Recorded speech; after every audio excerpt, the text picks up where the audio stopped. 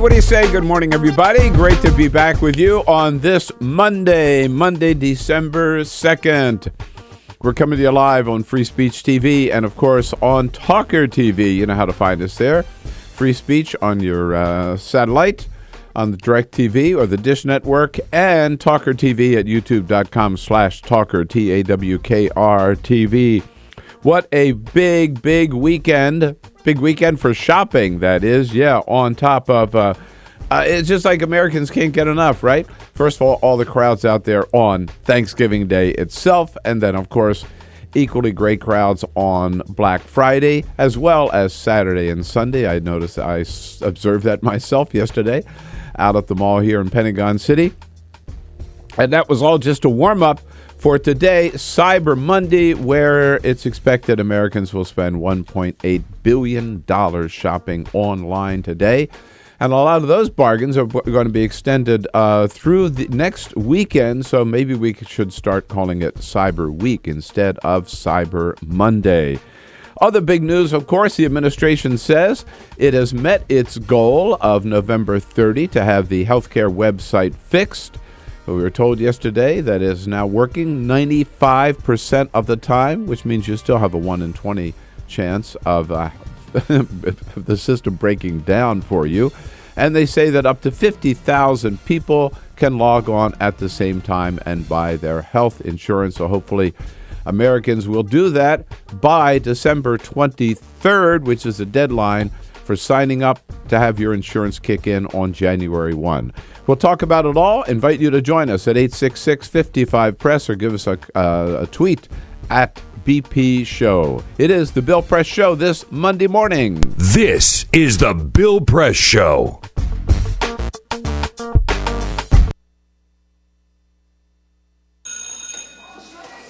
Don't look at me.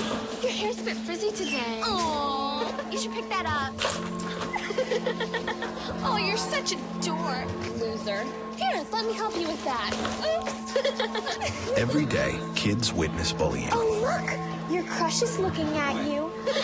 Poor you. They want to help, but don't know how. See, no one here's gonna help you, because no one Teach your likes kids you. how to be more than a bystander. Visit stopbullying.gov. If you drive buzzed, it could cost you around $10,000. You'll face major legal fees, major fines, and steep insurance penalties. You could lose everything. Nothing kills a buzz like getting pulled over for buzz driving, because buzz driving is drunk driving. When some people struggle with their mortgage payments, they become frozen, petrified. Not knowing what to do, they do nothing. But the people who take action are far more likely to get the most positive outcome. Making home affordable is a free government program. Call now to talk one-on-one with a housing expert about the options that are right for you. Real help, real answers, right now. Here at the GED Pep Talk Center, we have pep talkers standing by to get you motivated for your GED diploma. Text the name Terry to 69222 for a sympathetic pep talk. You show people what you really are. Or for a gentle pep talk, text the name Deborah. You know you're going to make people very proud of you. And if that's not enough, text the name Danny for an extreme pep talk. Prove everyone wrong. Show them you're the boss. Get your GED pep talk and find free GED classes. Text the name of the person you want a pep talk from to 69222.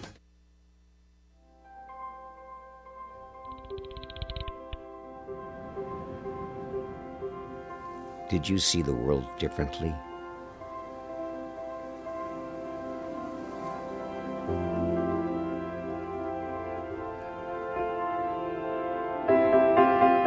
Did you celebrate the victory?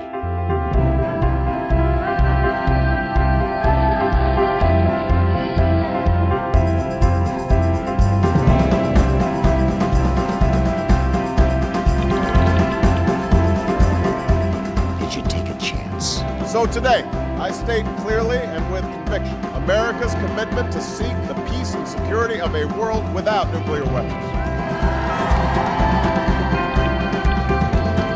Did you stand up against our greatest threat?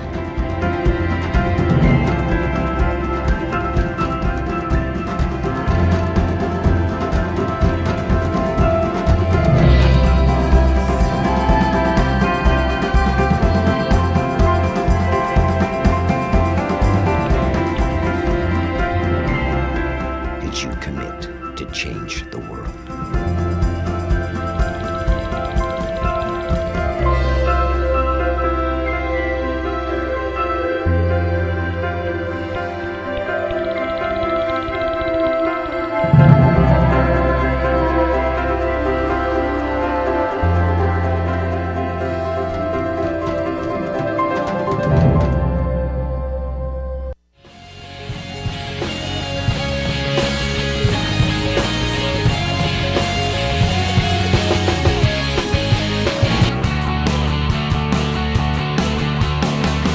Broadcasting around the nation, on your radio, on your TV, and online. This is the Bill Press Show. All right, it's Cyber Monday. Start shopping. Come on. It's your job today. All of us. We got to get out there and buy as much as we can to keep this economy moving. Good morning, everybody. Great to see you today. And here we are back again on the Bill Press Show, and I'm back with you after a little 10-day break. Well, deserved or not, I took it, and I'm glad I took it. But it's always good to be back and good to see you today. Thank you for joining us here on the Bill Press Show, coming to you live all across this great land of ours from our studio on Capitol Hill in Washington, D.C., booming out to you, of course, on your local progressive talk radio station, your morning radio show. Proud to be there with you, and thank you for joining us. Also, of course, you can catch us on Free Speech TV. If you got a satellite, just go to the DirecTV or the Dish Network. Look for Free Speech TV. Boom, there we are. And for those of you shopping today, right, online, while you're online, you can also watch us online, our video stream, at TawkrTV, youtube.com/TawkrTV. And, of course, you know how to spell Talker by now, TawkrTV. Great to have you with us today, and back from 10 days in Sicily. Actually, I'd never been there before. Carol and I had always wanted to see that beautiful island, and, in fact, it is a fabulous, fabulous place. But came back late Saturday, a little rest yesterday, and here we are with the team. Peter Ogburn. Hello, Peter. Hey. All right, you want to introduce our new cast member? Welcome back. Yeah, this is Elisa Murphy, who's here. Elisa, welcome. She's going to be taking over some of the roles here on the Bill Press Show. She's one of our new producers. There you go. I'm telling you. So I go away. We don't give her. Yeah, while you were gone, we made some changes. We made some changes while you were gone. What other changes have been made? You'll find out. We've got a lot of surprises for you. Elisa, welcome. Alicia Cruz is here on the phones, as always. And what about Cyprian? You didn't fire Cyprian while I was away, did you? No? Oh, no. Cyprian wouldn't let me fire him. Oh, no. Okay. All right. No. We tried to make those changes, but he wasn't. We know who's really in charge. That's right. All right. That's right. That's right. Cyprian Baldwin. Oh, he left. Oh, no, he left. Our videographer who keeps us looking good on that video stream and on Free Speech TV. So good to see you. Good to see you. I have to tell you, I was totally out of the news cycle while I was gone. There was no New York Times. There was no Herald Tribune, which doesn't exist anymore. And my Italian's not so good, so I didn't keep up with it. And I could, of course, go online and kept up with the news every day from the United States. But what the hell? Why would you do that? No, why would I? Why would you do that? But the closest we came to being part of the news was, if you remember, we left the Wednesday a week ago. And 2 days before, Mount Etna blew up. Actually, 3 days before, Mount Etna erupted. Interrupted flights into Catania, that part of Sicily as well. I was a little worried for you. I was worried. Yeah. I was worried that we wouldn't be able to get there. Right. But no, things had calmed down. And so our first day, we were in a little town, a beautiful little resort called Taormina. And which is right like at the base of the slopes of Mount Etna, which is just fantastically beautiful. You drive by it on the way from Catania up to Taormina.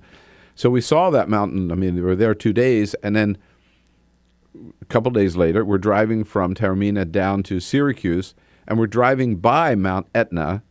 And our original plan was to go just take a little hour or so and drive up and see how close we could get to Mount Etna. But then we thought, no, we really want to get down to Syracuse and have some time there too. And so we drove by. We did not go up the mountain, right? But as we're driving by, we noticed that suddenly there was like steam. It wasn't just a cloud. Usually it's cloud cover there. There's actually like steam coming out of one of the craters on top of Mount Etna. And then a little bit later, we noticed the steam had turned black. So it was like black smoke that was coming out. And we thought, wow, that's really strange, because from our hotel, we never noticed this black smoke. What we learned later was there was another eruption of Etna. That was another eruption of Etna, a mild one, but during the day. And we found out about it because we met a couple a day or so later who had done what we had planned to do, drove up there just to look around, and they're going up the mountain, and they notice these cars coming like a bat out of hill down the mountain with their windshields broken, roofs crashed, all kinds of damage to these cars, and the stuff was flying out and hitting these cars. Yeah, and they saw one car alongside the road sitting there, roof caved in with a big piece of molten lava on top of it. Get out. No, yeah. Oh, that's terrifying. Needless to say, they did a quick U-turn and got the hell out of there. Yeah, right. So, yeah. But, it was could have been exciting if we got up there. Yeah. Feet don't fail me now. Getting out of there, man. Did you see it? It's a nice thing. With our rental car, I would have I would have bought a rental car. Yeah, seriously. With that. I could just see the guy saying, and what inspired you to drive up Mount Etna? Yeah. Oh, that piece of flaming molten lava that's on top of the car, that was there when we got it. Yeah. That was there when we rented it. It was in the trunk. Right. All right, we've got on, as we do every Monday, we'll be checking in with our good friends at the National Journal today, as well as James Salt will be here from Catholics United, talk about the Pope really shaking things up, making a lot of American conservative Catholics very, very nervous, plus reporters from Think Progress and Politico to round it out today. And November 30 has come and gone. Did they fix the website? But first, this is the Full Court Press. Just a couple of other stories making news. Sad news out of California. Actor Paul Walker, most notably known for his role in the Fast and Furious franchise, died Saturday night in a car accident. Walker was a passenger in his friend's car in Valencia, California. They were attending a charity event for his organization, Reach Out Worldwide, when the car crashed. The L.A. County Sheriff's Department found the Porsche Carrera engulfed in flames. Both Walker and his friend were found dead on the scene. Police say speed was a factor. Walker was 40 years old. It's so tragic. Yeah, it's a terrible and story. he went kind of the way he lived. He's known. He was into fast cars. Yeah. And that's what his movies were all about. Yeah. And, a friend came by and said, hey, he's got this hot Porsche, and said, hey, want to go for a ride? And the guy said, yeah, let's go. And they were just a few blocks away from the site of this charity. Yeah, terrible. The cast of the award-winning Broadway musical Kinky Boots experienced some backlash from their performance in the Macy's Thanksgiving Day Parade. Cast members performed dressed in sky-high stiletto boots, and the show's main star was dressed in full drag. Despite the show's wholesome themes of cooperation, tolerance, and friendship, some on social media called the performance unwholesome and unfit for the holiday parade broadcast. Oh, come on. Harvey Fierstein, the show's co-creator, said he was very proud of the cast of Kinky Boots and their unforgettable performance. I watched it. I was watching it with my kids, and my kids we're not scarred for life. Everyone's okay. Everyone relax. Yeah. Everyone's fine. Daddy, why is that man wearing a dress? Well, son. And this one's going to hurt. Out of all the college Daddy, football... why are you wearing a dress? Yeah, well, Daddy's had a lot to drink. Out of all the stories I'm going to report today, this one's going to hurt the most. Out of the college football upsets this weekend... Oh, yeah. The Auburn and Alabama game still leads the headlines. A missed field goal in the last few seconds of the game became a touchdown. Here is what it sounded like unbelievable on the Auburn radio network as Alabama attempted a game-winning field goal with 1 second left. 56-yarder. Does not have the leg. And Chris Davis takes it in the back of the end zone. He'll run it out to the 10, 15, 20, 25, 30, 35, 40, 45, 50, 45. There goes Davis. Oh, my God. Davis is going to run it all the way back. Auburn's going to win the football game. Auburn's going to win the football game. He ran the missed field goal back. He ran it back 109 yards. Unbelievable. By the way, I did not know. So you kick a field goal, and it doesn't go through the uprights. And you can catch it and then run it back. It's a fair ball. It's a totally fair ball. And one of the problems that Alabama had is they put all of their big, fat players on the field to protect the guy kicking the field goal because they had already missed 3 that night. Yeah. And so none of the fat guys could catch Chris Davis when he took off like a rocket out of the field, out of the end zone. Yeah. They ran it back. It hurts. Sorry about Cyprian, that, get that camera off me. Sorry about that, Peter. Cyprian is so happy to rub it in this morning. Oh, man. Oh, boy. Yes, indeed. Well, I mentioned we got in, came back Saturday from Sicily. We were going to stay a few extra days, but I had to be here. I had to come back Saturday. I had to be here on November 30 because that was the day President Obama promised that the healthcare website, the healthcare.gov, would be fixed by November 30. Remember, it was launched on October 1. I immediately ran into a whole passel of problems. And after at first the administration shoving it off, sloughing it off, saying, well, there's just so much traffic and so popular. That's why we have problems. And we figured out, no. There were real fundamental problems with that website. The president brought in Jeff Zients to get it fixed. Put a team on it, told them to work day and night, and to have it fixed by November 30. Yesterday morning, Sunday, December 1, Jeff Zients held a conference call with reporters to report on the progress, and the progress made.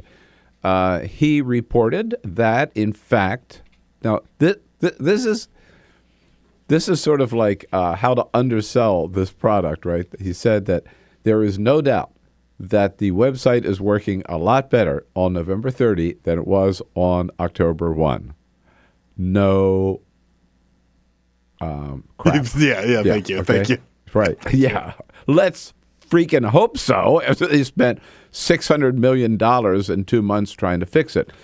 And he reported some numbers. He said now the website is working 95% of the time. It'll work. Meaning, though, you still have a 1 in 20% chance of going to the website and it doesn't work, which is still a factor. He said it can handle up more than 50,000 people at a time, meaning 800,000 people a day will be able to sign up. And with those numbers, he said they should be able to meet their goal of anybody who needs to buy healthcare to have it in place by January 1, will be able to do so by December 23rd. The website will be able to handle that much traffic. So he said for the consumers, it's not perfect, but we made a lot of progress, and basically it's working 95% of the time. Not all good news. At the same time, the insurance companies came out over the weekend and said, well, it may be working at the front end for consumers a lot better, but it's still not working so good for us at the back end because we're not getting the information. People buy, in other words, they buy a plan, but that information is not coming to us fast enough, nor do we know necessarily we're getting some incorrect information from the website. We got to go back and verify that. And we're not always sure, again, the insurer's talking about what subsidy these people up front had were eligible for, so therefore we don't know how much as an insurance company to charge them. So you got the front end and the back end, which are not yet connected as well either. But definitely some progress. Question I have for you is, do you think they got it fixed? And do you think, in fact, they can fix it? Or was the first impression of healthcare so bad that it is doomed forever. Some Republicans are saying that. Tom Cole, Republican from Oklahoma, said they had their chance, they blew it, they'll never get it back. You never get a second chance to make a first impression, and the first impression here was terrible. And I think it's going to be an unfolding disaster for the president. Keith Ellison, our good friend from Minnesota, was on this week with Tom Cole, and he said this is all the Republicans do. They just go around, saying like Chicken Little, the sky's falling. You look at the history here, Republicans and conservatives, they said health, Social Security was socialism, Medicare was socialism, and all this kind of proclamations of doom. Yep, proclamations of doom, and now they're saying it again. So let me know what you think about this, 866-55-PRESS. I got to tell you, number one, there's no doubt that they've made a lot of progress. No doubt. No doubt that the site is working a lot better, and it is working for most people now. They're going to be able to get on. They're going to be able to sign up. This is, again, no matter what the Republicans say, no reason to delay Obamacare, to derail Obamacare, or to defund Obamacare. None of that. None of that. But at the same time, you got to ask, why did this happen? How the hell did this ever happen? This was the president's number one legislative victory, right? His number one achievement. He says his presidency will be remembered. He will be remembered as a man who delivered health care to all Americans.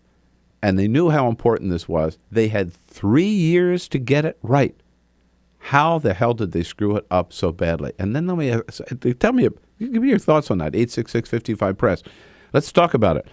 And then think about this. Again, let's connect to today. This is Cyber Monday. Think how much is at stake for these big merchandisers, these big stores, Amazon and Walmart and all of them, and Macy's, all of them across the board, on this Cyber Monday. You know damn well those websites are going to be working because there's so much at stake. Well, there was so much at stake on Obamacare, too, and they should never have let this happen. 866-55-PRESS. Here we are on Monday, December 2nd. Let's get into it. This is the Bill Press Show.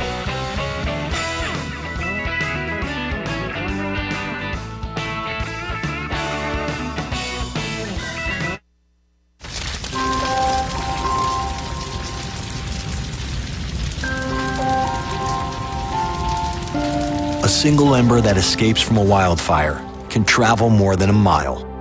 That single ember can ignite and destroy your home or even your community.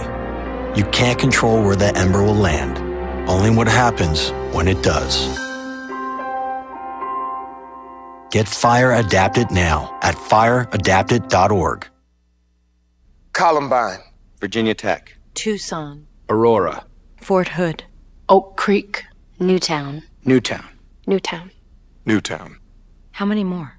How many more? How many more colleges? How many more classrooms? How many more movie theaters? How many more houses of faith? How many more shopping malls? How many more street corners? How many more? How many more?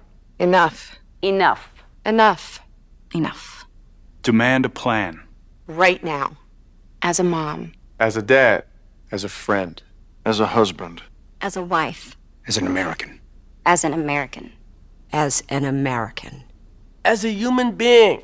For the children of Sandy Hook. Demand a plan. No more lists of names. It's not too soon. It's too late. Now is the time. Before we all know someone who loved someone on that list. No more lists. No more. Who they might have been. No more. If we had just done something yesterday. It's time. We can do better than this. We can do better than this. It's time. It's time. It's time for our leaders to act. Demand a plan. Right now. Right now. You! Demand it! Enough. Enough. Enough. Enough.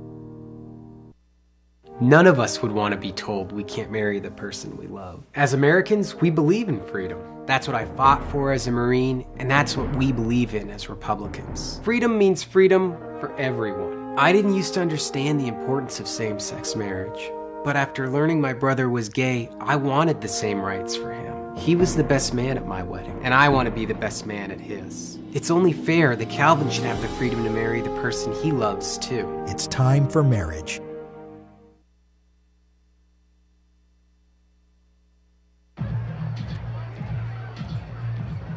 If you drive buzzed, it could cost you around $10,000.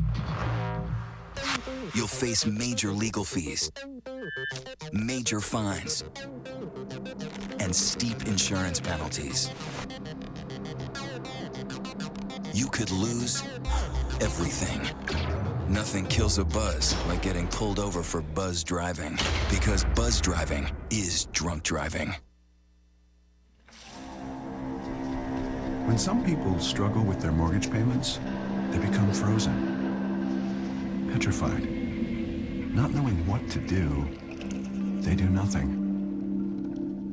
But the people who take action are far more likely to get the most positive outcome. Making home affordable is a free government program. Call now to talk one-on-one with a housing expert about the options that are right for you.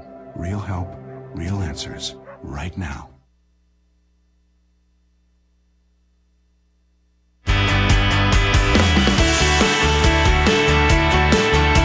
Seen on Free Speech TV and online on TawkrTV. This is the Bill Press Show.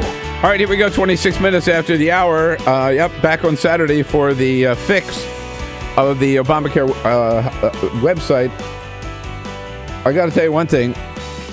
If I had come back on Friday, there's one place I would not have been on Friday, and that was Walmart.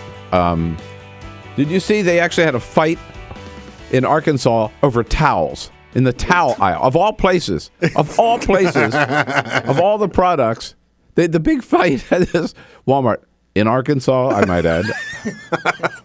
People slugging it out over towels. I mean, at least it was over towels in Arkansas. Yeah, were they throwing towels or whipping each other? Oh, God, who knows? At any rate, we're talking about the healthcare website that administration said is now 95% working.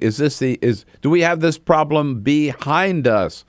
Claudia is calling from Aurora, Colorado. Hey, Claudia, good morning. Good morning, Bill. How are you doing today? Good, thanks. Right. What's up? The reason I was calling is that I'm a state employee out here in Colorado, and we have just been through a computer conversion. It took us about 3 years because government is the last one to get on with they don't have the money for currently updating their infrastructure. So I'm pretty amazed that it got done. They got to coordinate the IRS, they got to coordinate Social Security. Yes. And they've all got different computers. And the insurance companies and 50 different states. They were a little optimistic. I'm amazed it's gone as well as it has. Yeah, really. Well, but here's the other side of that, your point, Claudia, which is excellent. Given that it was so complex, right, don't you think they should have put a little more effort into getting it right in the first place? Well, I'm not a computer geek, so I don't know, but it seems to me that getting it right is important, but you can sign up for insurance. I signed up over the phone when I got on my Medicare. Mm-hmm. Yeah. Well, I got to tell you, again, I come back to Cyber Monday. You know, Amazon's got it down, Walmart's got it down. Why can't the federal government get it down? This is the Bill Press Show. So this is my computer. This is your computer. Let's go on the internet. Let's go. Click it. Yes. Okay. I cursor in between the R and the E. Pressing down, I want you to just push the period. She's gonna love me all over again. That's it. Jamaica, here you go. Here we go. Good job. Thank you. Thank you. And I did it by myself. Feel smarter. So, I'm kind of new here, but I've noticed a trend. My human does this funny thing where she goes around and gets all my toys, and then she hides them in that basket by the door. But it's always the same basket, and it's always in the same place. And then she acts so surprised when I find them, but, she's putting them in the same basket. Again. It's like, hello, that's where you put it last time. You were the worst at hide and go seek.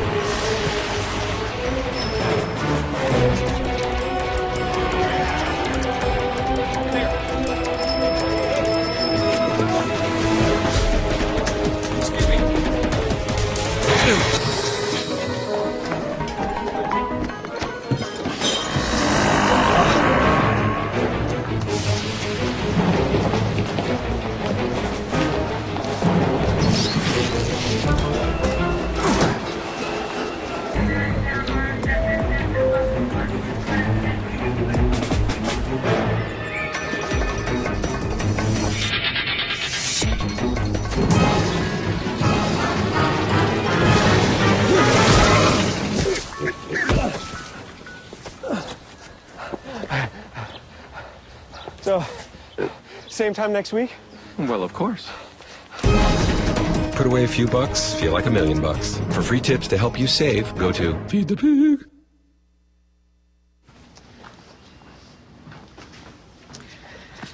All right. I know this isn't any fun to talk about, but we should. Okay. So who's going to do what? I'll pack the dead batteries. Great. I'll only put what I don't need into a duffel bag. Perfect. That's totally unhelpful. No problem. Meanwhile, I will try to comfort everyone by speaking in a calm voice. And I'll try to get the generator going without any gas. Oh, let's not forget the cell phones, which probably won't work. Right. And who is going to handle supplies? I can forget to do a list for us. Thanks, pal. Well, I think we couldn't be any less prepared. I'm proud of you guys. Talk to your kids about who to call, where to meet, what to pack. Visit ready.gov/kids for tips and information. Hey, thanks for stopping by. You know, I followed your character since the first episode. I'm a big fan. Big fan. Thank you. And listen, your storyline, it makes for incredible TV drama. Thing is, your drug use is very adult content. Too adult for the kids. So I'm gonna have to block you. Oh, man. Yeah. Well, have a good one. You're a nice lady.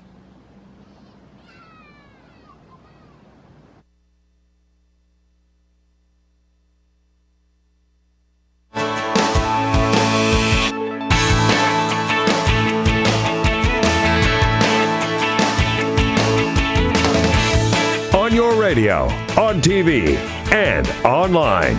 This is The Bill Press Show. All right, here we go, 33 minutes after the hour.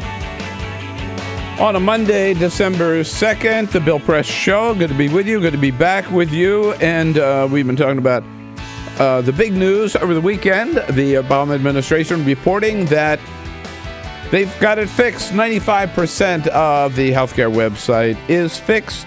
50,000 people can go online and purchase health insurance now at the same time. Still got a ways to go, but back on track. That is big news. The other big news of the even a bigger story, bigger news, and great news that we learned over the weekend is that racism is dead.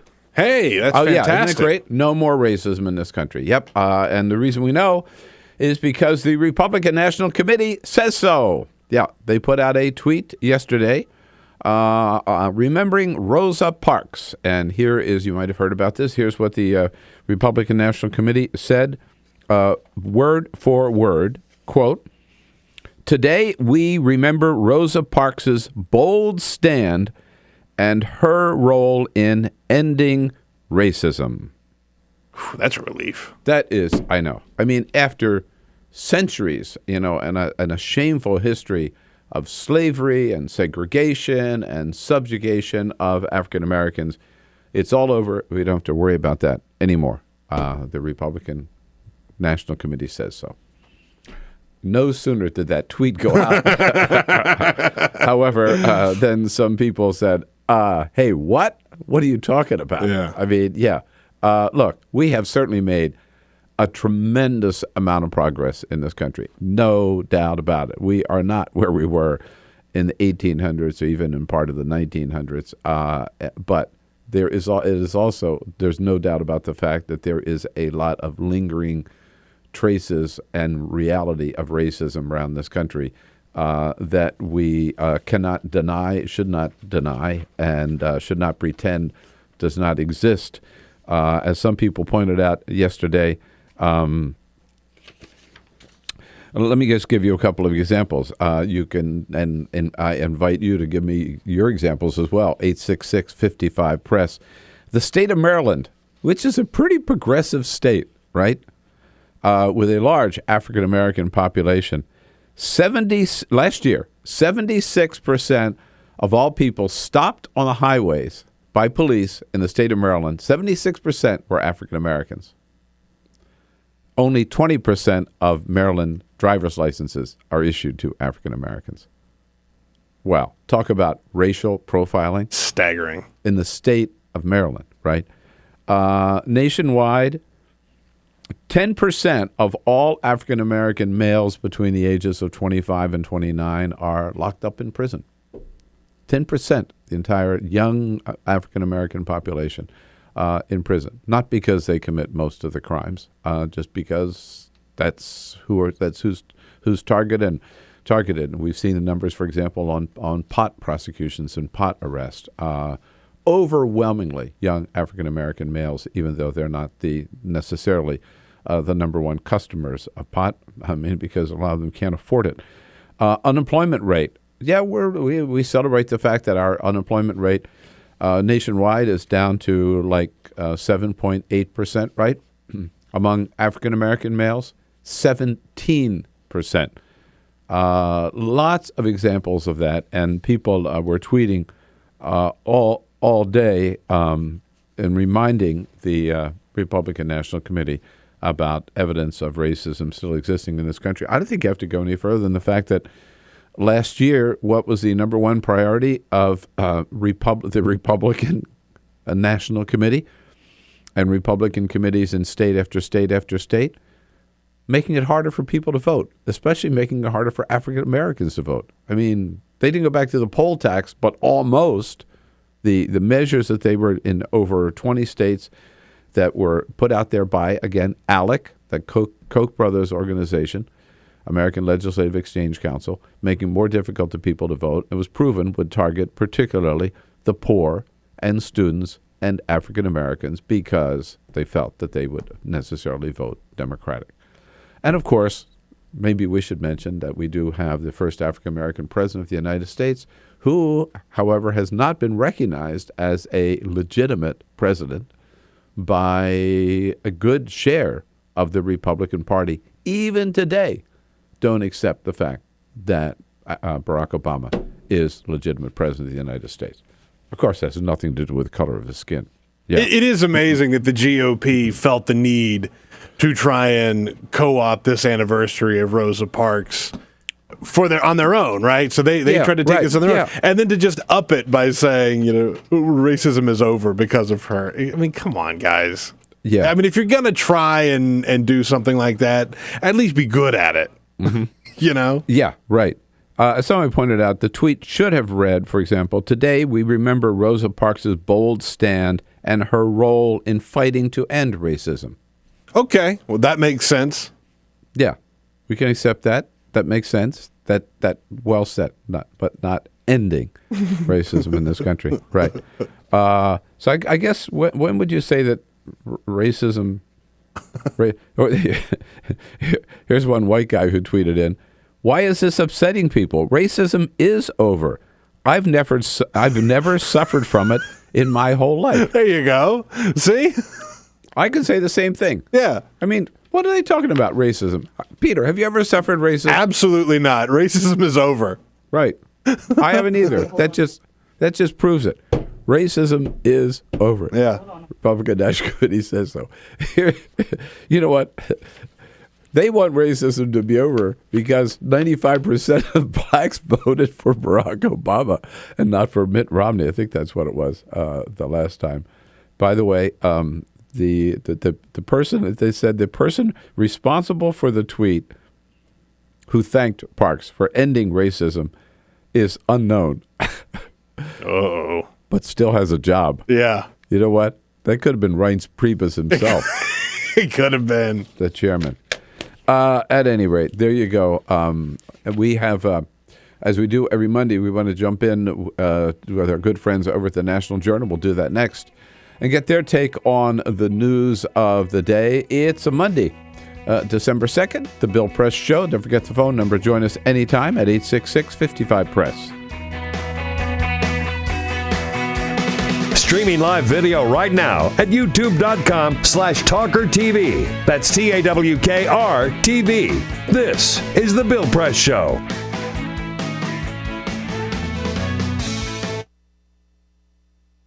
It is possible to read the history of this country as one long struggle to extend the liberties established in our Constitution to everyone in America. In other words, who, according to our laws and culture, gets to be considered a person? The law creates legal personhood, and movements create law and change culture. So, how have the courts passed laws to shape our culture? That history goes way back before Citizens United. 1819, Dartmouth College versus Woodward, Supreme Court case, turned a corporate charter from a government-granted charter to a contract. This ruling gave corporations standing within the Constitution. 1886, Santa Clara County versus Southern Pacific Railroad. Though the court did not rule on corporate personhood, the decision was subsequently cited as a precedent to hold that a private corporation is entitled to the same 14th Amendment rights of due process and equal protection as human beings. This makes it impossible for us to make laws that treat local businesses any differently than giant multinational corporations, even if their business practices are deemed to be harmful to workers, the environment and communities, or if they have a history of violating the law. Hale versus Henkel, 1906. The court granted corporations the Fourth Amendment search and seizure protection. Dodge versus Ford Motor Company, 1919. The Michigan Supreme Court says the business corporation is organized and carried on primarily for the profit of the stockholders. Stockholder primacy is established. The purpose of the corporation, according to the court, is no longer to serve the public good, as it had been. It is now to maximize profit for shareholders above all else. Pennsylvania Coal Company versus Mahon, 1922. Corporations get the Fifth Amendment takings clause, meaning if you pass a regulation that impacts a corporation's ability to make a profit, that is deemed a taking, and they can sue for the right to future profits lost. This creates a chilling effect, and local and state governments become much more hesitant to pass laws in the public interest for fear that corporations can claim loss of potential profits that cities and states will be on the hook to pay. Buckley versus Vallejo, 1976. The Supreme Court rules that spending money to influence elections is protected under the First Amendment, in effect saying that money is speech. Citizens United versus Federal Election Commission, 2010. Today, the Supreme Court of Chief Justice John Roberts declared that because of the alchemy of its 19th century predecessors in deciding that corporations had all the rights of people, any restrictions on how these corporate beings spend their money on political advertising are unconstitutional. The court's ruling threatens to undermine the integrity of elected institutions across the nation. It's a rejection of the common sense of the American people.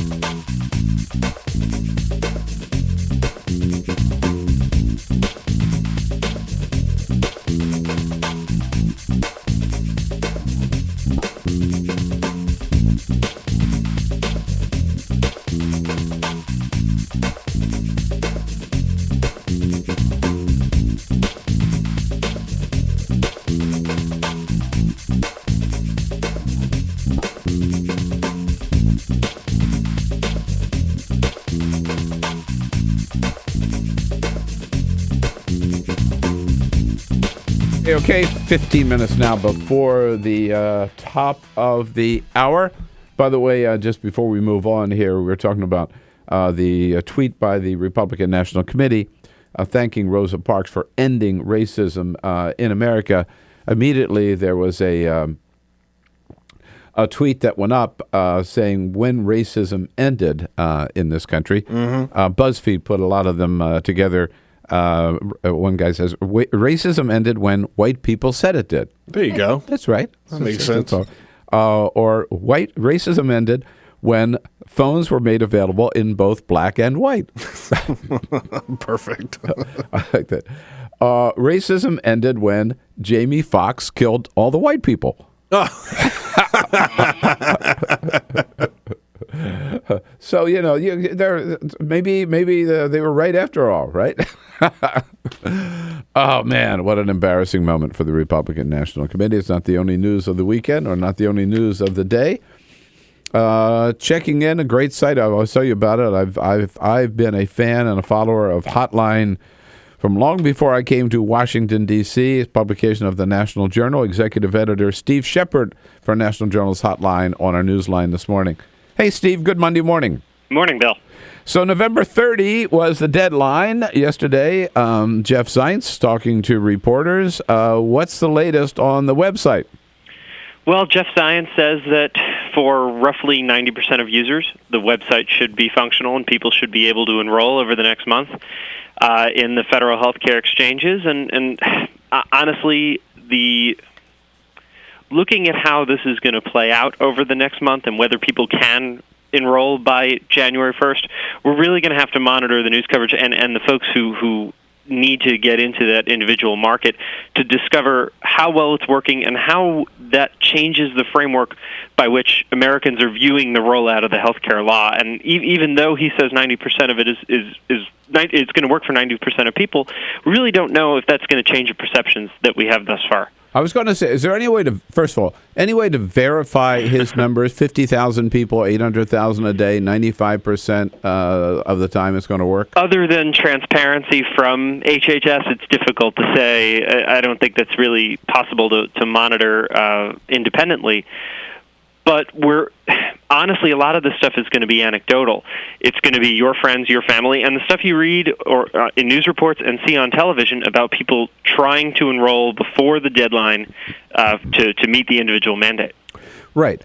And because I go to the briefings every day, Jay Carney has told us we're not going to drip this out day by day by day. It's once a month. We're going to give you a report on how many people have signed up.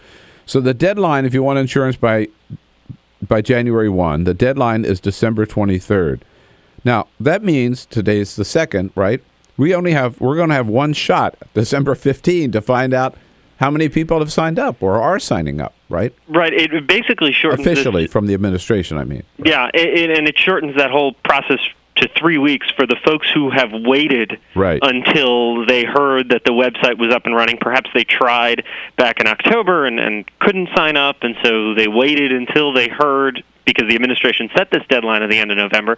They waited until they heard, and now they have only 3 weeks to go in and do it, while, quite frankly, a lot of Americans are focused on other things. It's the holidays, and, there's a lot to do. Yeah, so to meet their deadline, I mean, they talked about 7 million people, 8 million signing up by March, I think it was, right? Or that they're going to have a flood of people between now and the end of the year. Right, and honestly, there are reports that enrollment had increased in November, although, like you said, we haven't seen the official the monthly enrollment numbers. But, yeah, it's going to have to be fast and furious if they're going to meet these deadlines.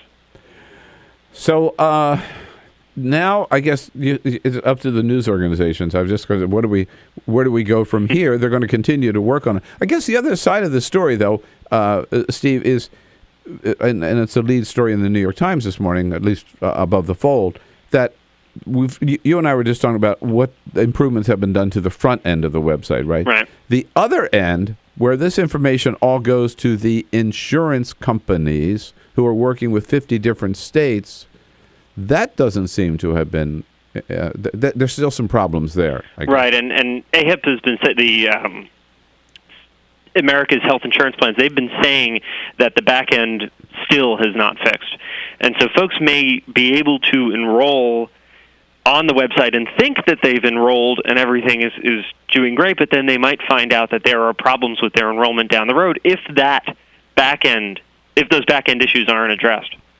So then the question remains: did they fix it sufficiently well, right, that the president can get his credibility back, the administration can get his credibility, and that people can start believing that maybe government can do something right after all? Because certainly that's the two of those have taken a big blow. And here's what I'm watching through this process now. Like I said, you're going to read news reports and see on TV, but if you want to make sort of broader judgment, the law and the rollout is still going to face a lot of criticism from vulnerable Democrats who are up in 2014, like Mary Landrieu and Mark Pryor. But look at someone like Dianne Feinstein, who jumped on the Mary Landrieu bill to delay the mandate and delay the implementation. Do the safer Democrats who have been just as critical in some cases as some of the red state Democrats of the administration's handling of this, do they come back into the fold and say, well, it looks like they've fixed things, or do they remain just as critical as some of these red state Democrats? That means that this fix hasn't worked. Right. At least politically hasn't worked, and that's going to cause continued headaches for the administration.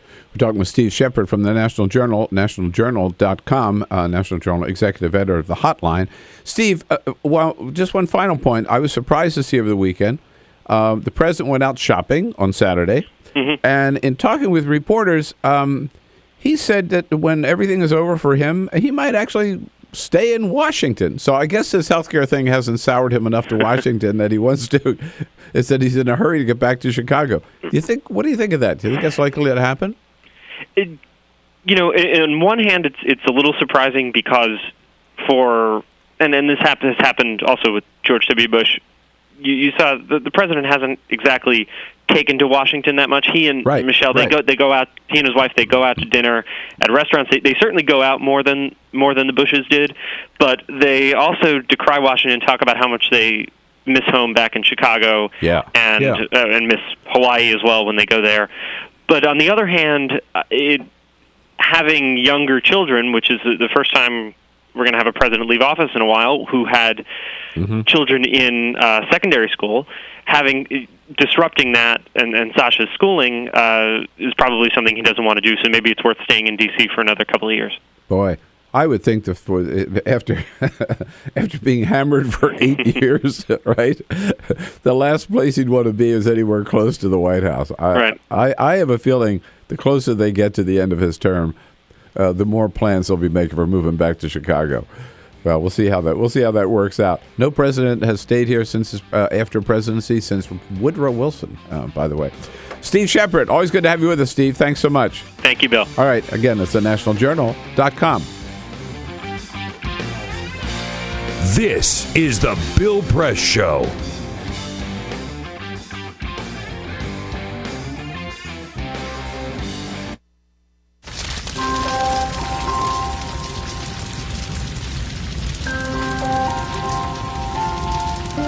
A single ember that escapes from a wildfire can travel more than a mile.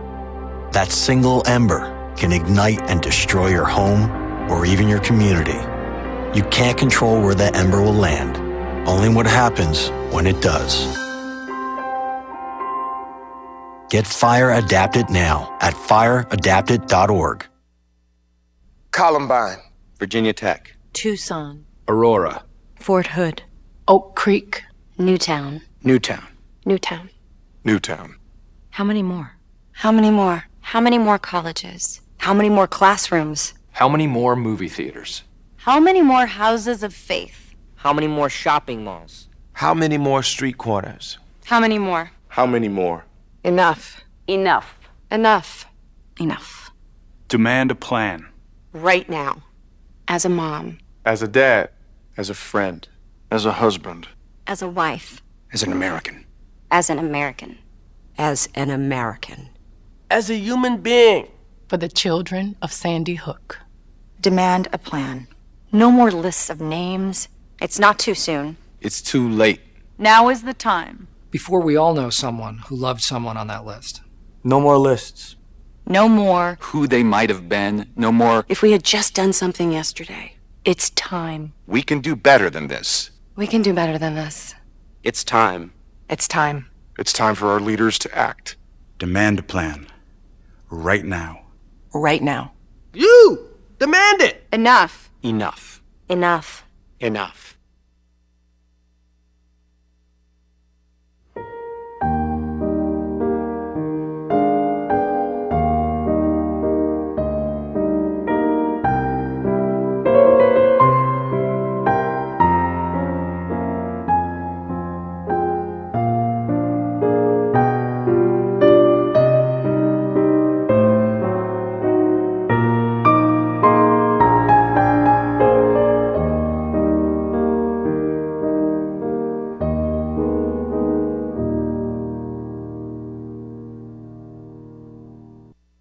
None of us would want to be told we can't marry the person we love. As Americans, we believe in freedom. That's what I fought for as a Marine, and that's what we believe in as Republicans. Freedom means freedom for everyone. I didn't used to understand the importance of same-sex marriage, but after learning my brother was gay, I wanted the same rights for him. He was the best man at my wedding, and I want to be the best man at his. It's only fair that Calvin should have the freedom to marry the person he loves, too. It's time for marriage.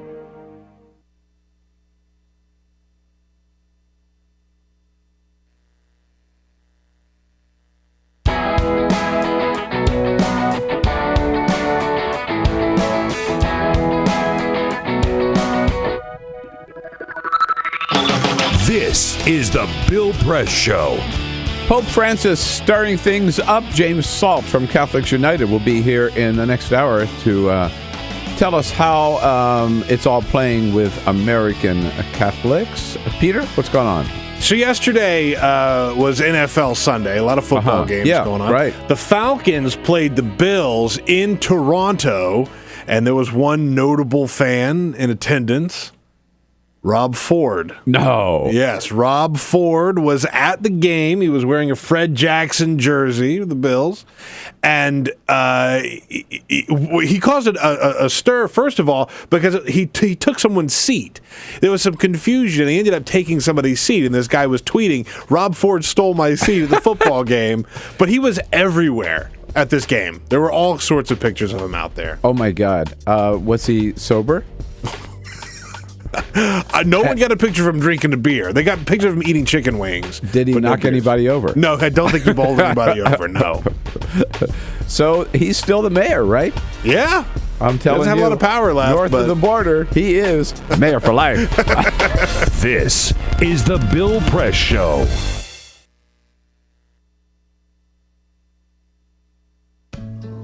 You wouldn't let money just blow out of your house. So when your AC or heater is on, make sure the doors, windows, and fireplace flue are shut tight. If you're headed out, turn down the AC or lower the heat by 10 degrees. And always keep your water heater set at 120. A little bit of common sense goes a long way. Get more great tips at energysaver.gov. So, I'm kind of new here, but I've noticed a trend. My human does this funny thing where she goes around and gets all my toys, and then she hides them in that basket by the door. You know, but it's always the same basket, and it's always in the same place. And then she acts so surprised when I find them, but, you know, she's putting them in the same basket. Again. It's like, hello? That's where you put it last time.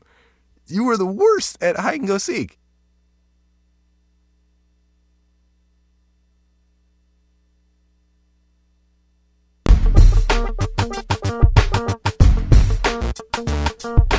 Hey, what do you say? Good morning, everybody. Great to be back with you on this Monday, December 2nd.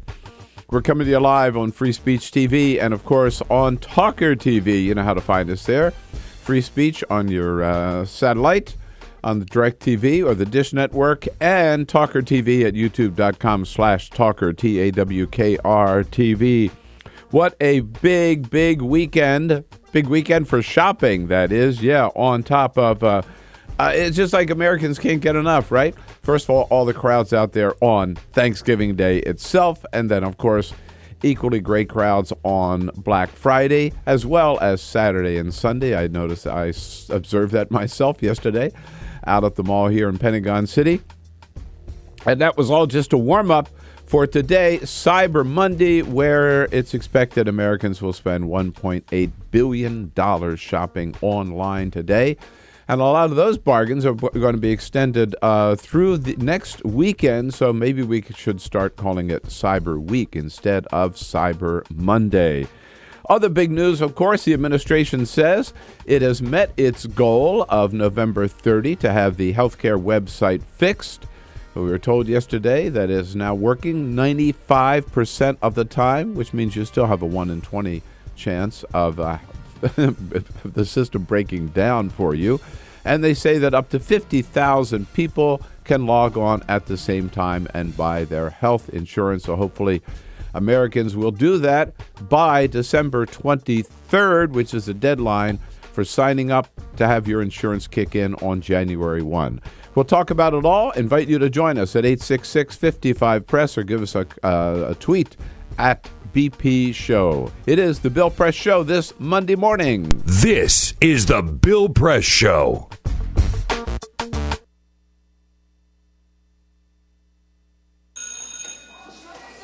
Don't look at me. Your hair's a bit frizzy today. Oh, you should pick that up. Oh, you're such a dork, loser. Here, let me help you with that. Oops. Every day, kids witness bullying. Oh, look. Your crush is looking at you. Poor you. They want to help, but don't know how. See, no one here's gonna help you, because no one Teach your likes kids you. how to be more than a bystander. Visit stopbullying.gov. If you drive buzzed, it could cost you around $10,000. You'll face major legal fees, major fines, and steep insurance penalties. You could lose everything. Nothing kills a buzz like getting pulled over for buzz driving, because buzz driving is drunk driving. When some people struggle with their mortgage payments, they become frozen, petrified. Not knowing what to do, they do nothing. But the people who take action are far more likely to get the most positive outcome. Making home affordable is a free government program. Call now to talk one-on-one with a housing expert about the options that are right for you. Real help, real answers, right now. Here at the GED Pep Talk Center, we have pep talkers standing by to get you motivated for your GED diploma.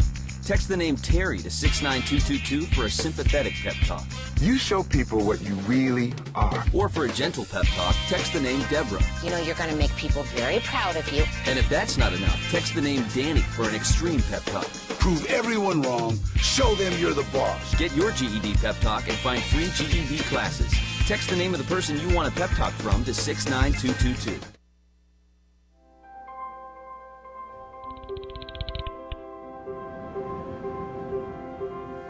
Did you see the world differently?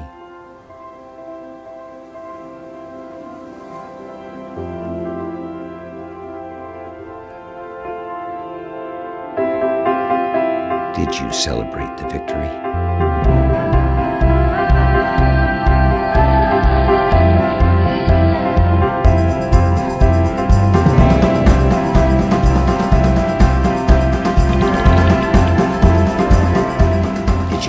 chance. So today, I state clearly and with conviction America's commitment to seek the peace and security of a world without nuclear weapons.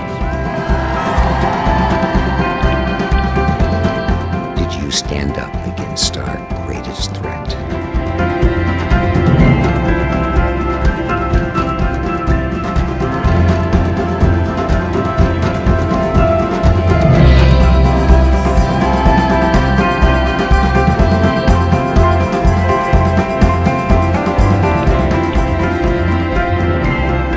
Did you commit to change the world?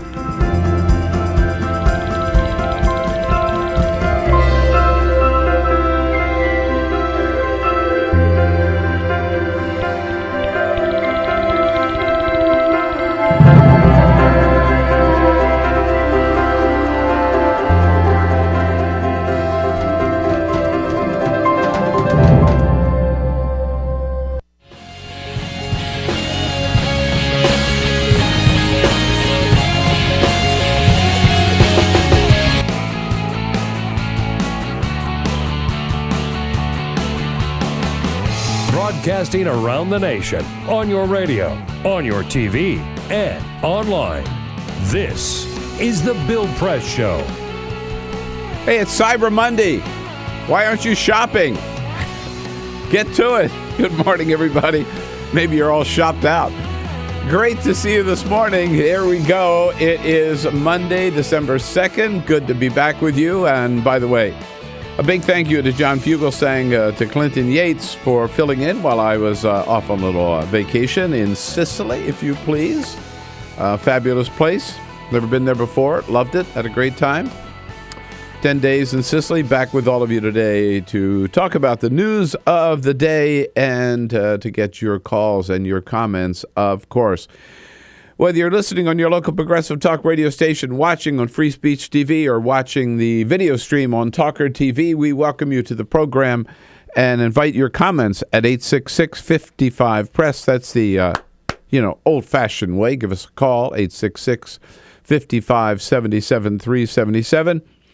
Or you can send us your comments on Twitter at BP Show or on Facebook at facebook.com/Bill Press Show.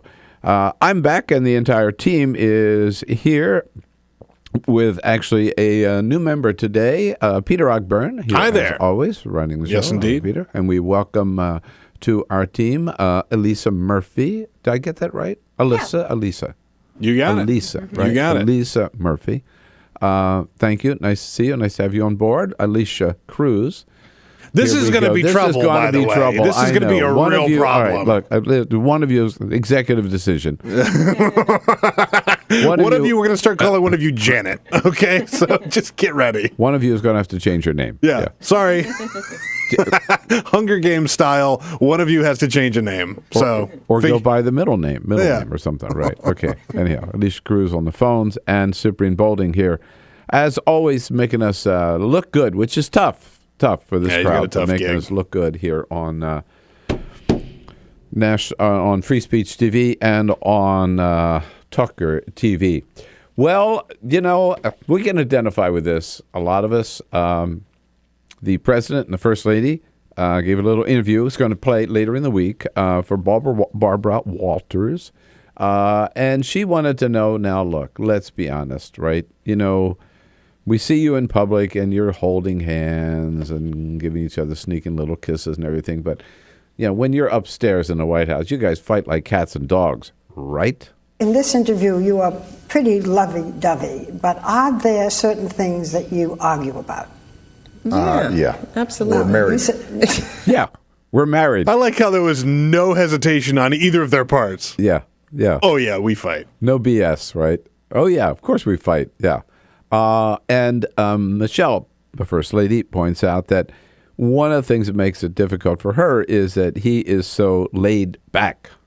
He has a level of patience and focus and tenacity and calm, that just doesn't, come by that you anyone. You don't have that patience. I definitely don't. Mm-hmm, yeah.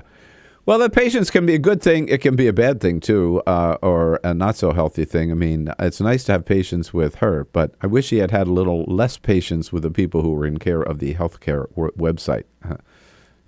Maybe that's when he should have been a little more angry and a little more insistent that the thing had to be done right.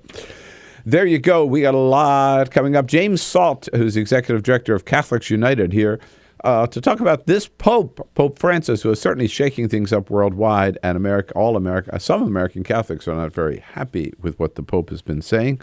We'll also have reporters in from Politico and Think Progress Sports to help us get through the news of the day.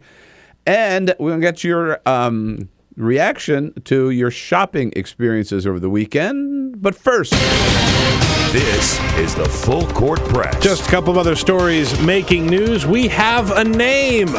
The panda cub at the National Zoo here in Washington, D.C. is 100 days old. And after an online vote, which received more than 123,000 votes, we have a name for the panda cub, and that name is Bao Bao. Bao Bao. Bao Bao is the new panda cub's name.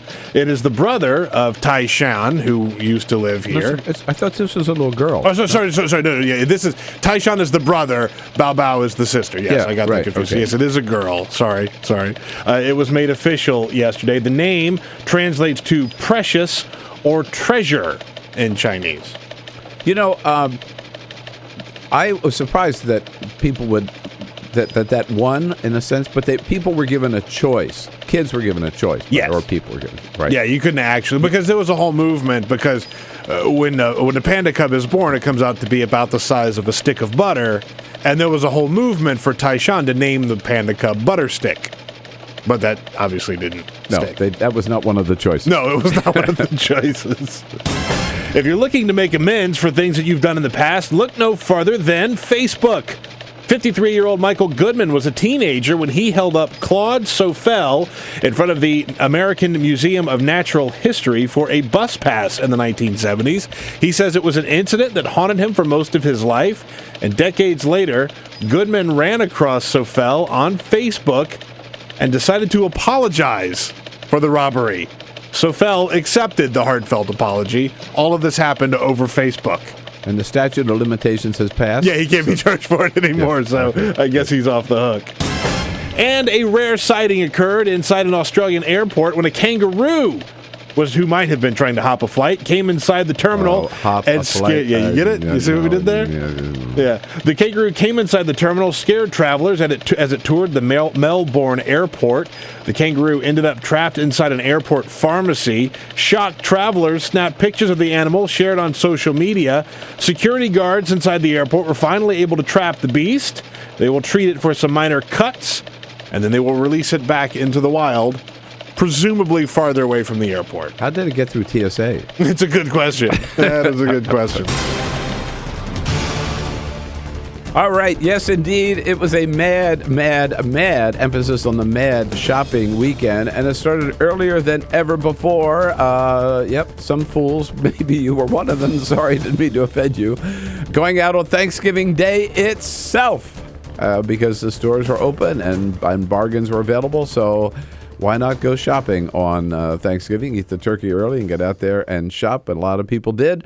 And on Black Friday, it was maybe a little down, but still pretty crazy. And with all the bargains available, there was a lot of trouble. Just looking through some of the things. West Memphis, Arkansas, a big fight over towels in the towel aisle at Walmart. Don't laugh. Towels were actually the number one best-selling item at Walmart's this Thanksgiving, this Black Friday. At a Kohl's store out in Romeoville, Illinois, a police officer was dragged from his car. Somebody was shot in Vegas. Not sure whether that was at a Walmart or not. Rialto, California, at another Walmart, a police officer was injured in a fight with a shopper or a shoplifter. At another Walmart in Virginia, a man was stabbed with a knife. And out in Carlsbad, California, entrance to a mall, somebody was also stabbed out there. I mean, Walmart was like not the place to be on Black Friday. Walmart insists that they had more security at stores than ever before, and they had their safest Black Friday ever. It doesn't sound like it. But they did have one of the most successful ever. Overall, get this, Americans spent it's estimated, $9.7 billion on Black Friday alone. Yeah. What recession, right? Yeah. Man. What credit cards is the... Yeah. Right. $9.7 billion. And Walmart reported, as I mentioned, towels were the best-selling item. 2.8 million towels sold at Walmart on Black Friday alone. 2 million TVs. 1.9 million baby dolls. And 1.4 million tablets. Isn't that amazing? Think about on one day in this country, we bought 2 million televisions. Right. Yeah. As if people already don't have TVs, right? 2 million? Yeah. For one day, it just blows my mind. I know. Me too. And that leads, that was all just sort of a warm-up, right, for Cyber Monday, which is today, Cyber Monday. And Cyber Monday, we are expected to spend $1.8 billion today alone on deals across the board. Everybody's got their websites up. I was looking earlier this morning at some of the... Sorry, getting off. I've been hammered with emails already. I mean, the day is barely underway. Yeah, and I've already gotten probably 50 emails. Yeah. Saying here's our Cyber Monday deal. Here's what we're selling today. It's obnoxious. Right. But if you just go, which I had done a little earlier, I'll pull it up again to Cyber Monday, and just read here's our deals, right? All the stores have their deals up. Cyber Monday. No, I don't want BuzzFeed Cyber Monday.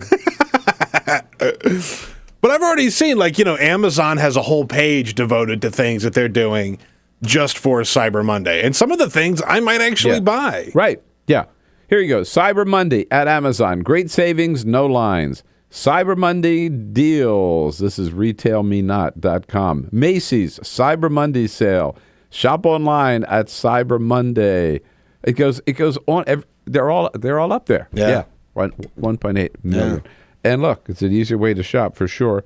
Overall, Americans are expected to spend $40 billion online this holiday season. And most of these stores have extended their Cyber Monday deals through next weekend.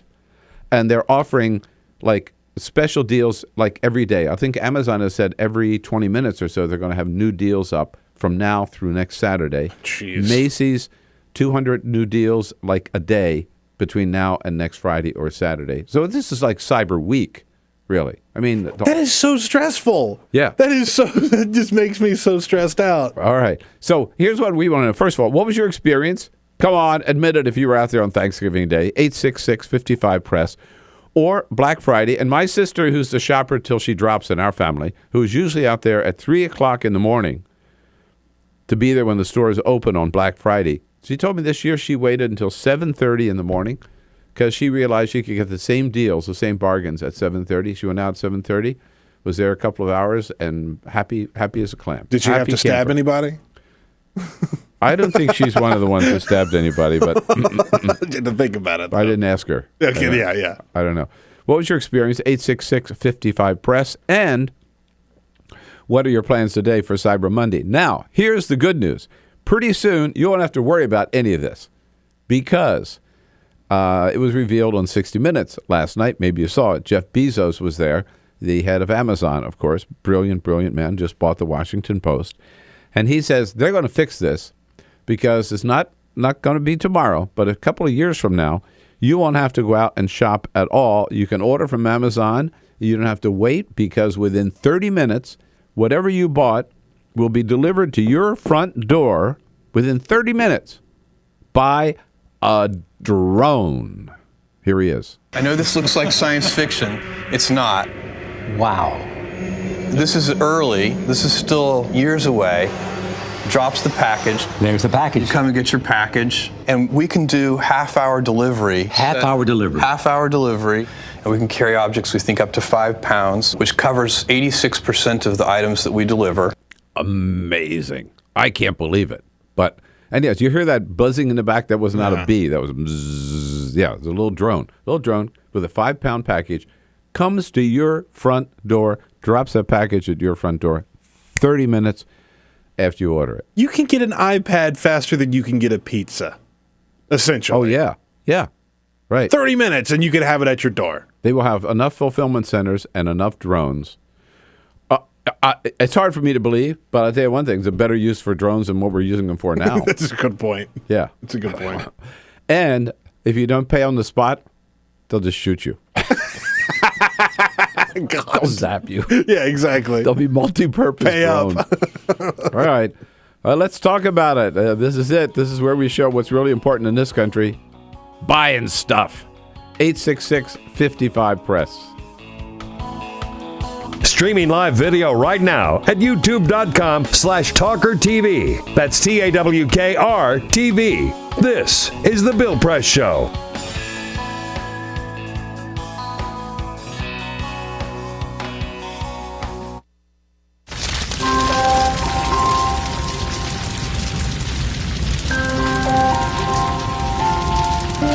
A single ember that escapes from a wildfire can travel more than a mile.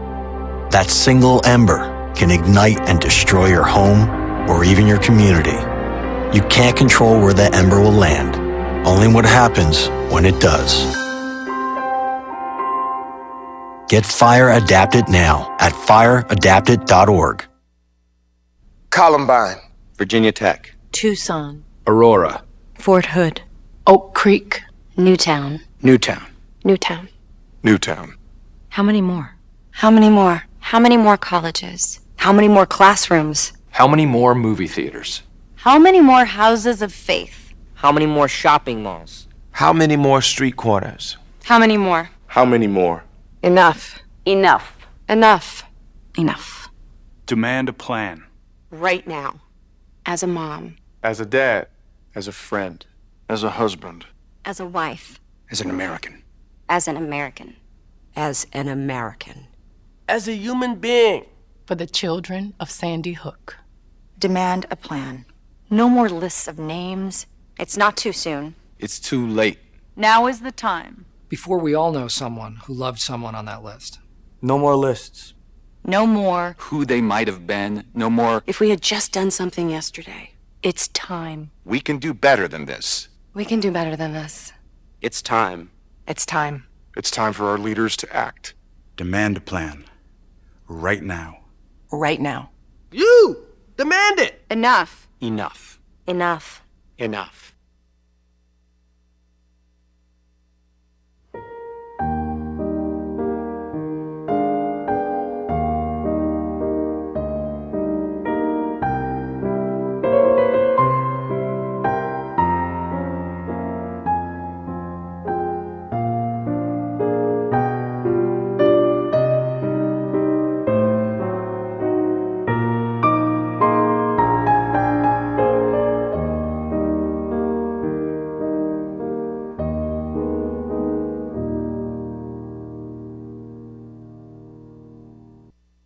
None of us would want to be told we can't marry the person we love. As Americans, we believe in freedom. That's what I fought for as a Marine, and that's what we believe in as Republicans. Freedom means freedom for everyone. I didn't used to understand the importance of same-sex marriage, but after learning my brother was gay, I wanted the same rights for him. He was the best man at my wedding, and I want to be the best man at his. It's only fair that Calvin should have the freedom to marry the person he loves, too. It's time for marriage.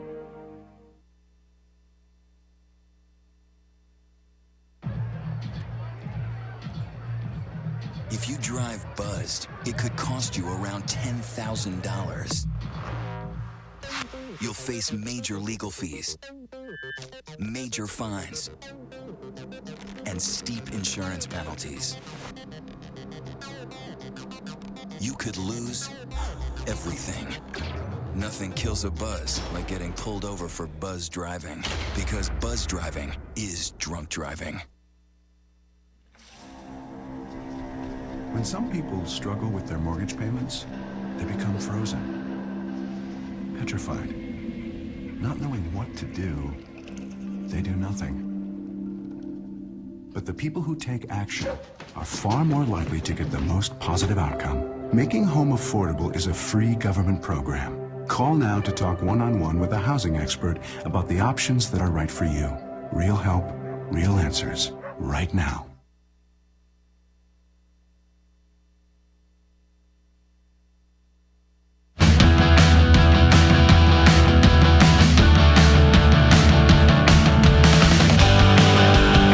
On your radio, on TV, and online. This is The Bill Press Show. All right, let's hear it at 25 minutes after the hour here on a Monday, December 2nd. In the next segment, Pope Francis has really been shaking things up. By the way, I have to tell you, going through the Rome airport last week, going to and coming from Sicily, if there's a rock star in Italy, man, it is Pope Francis. You know, you see posters, calendars, mugs, pins, everything with Pope Francis on them at the airport. Yeah, that's cool. Yeah, it's really like, you know, like you might see Madonna here when you get off the plane.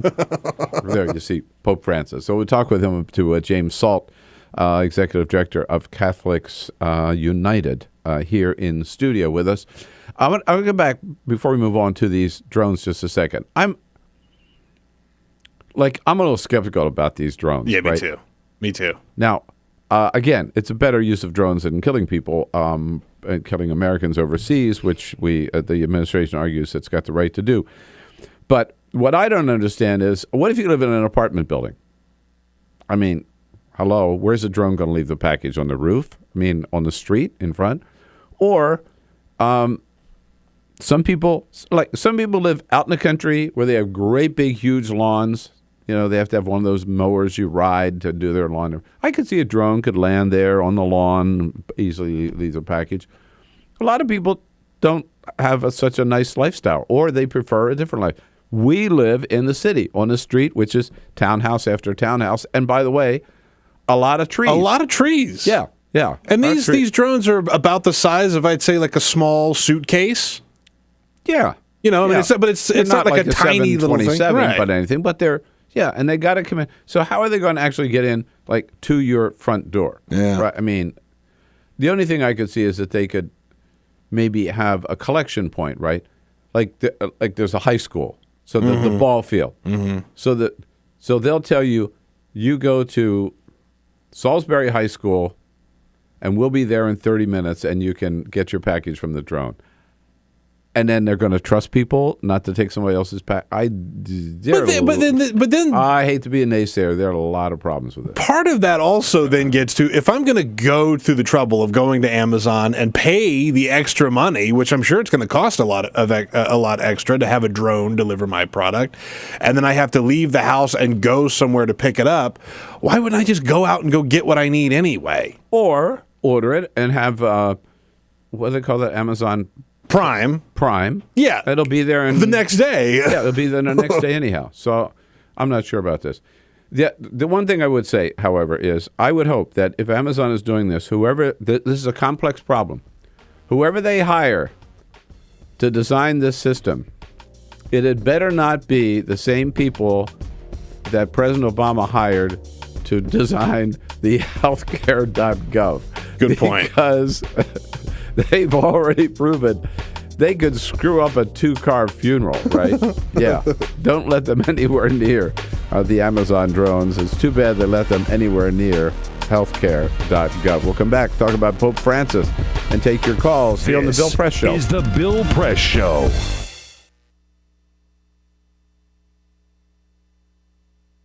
This is my computer. This is your computer. Let's go on the internet. Let's go. Click it. Yes. Okay. I cursor in between the R and the E. Pressing down, I want you to just push the period. She's gonna love me all over again. That's it. Jamaica, here you go. Here we go. Good job.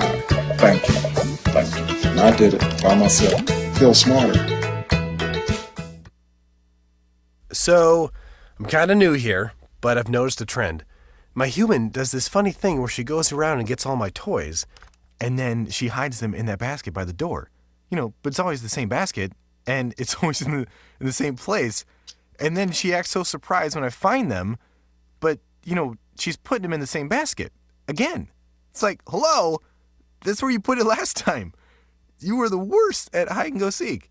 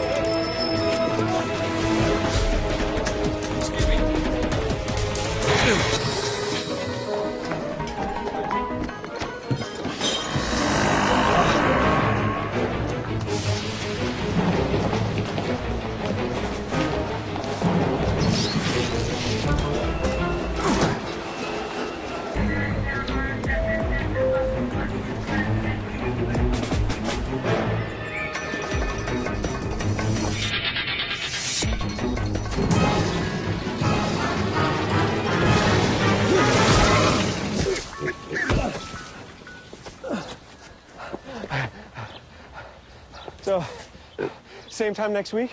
Well, of course. Put away a few bucks, feel like $1 million. For free tips to help you save, go to Feed the Pig.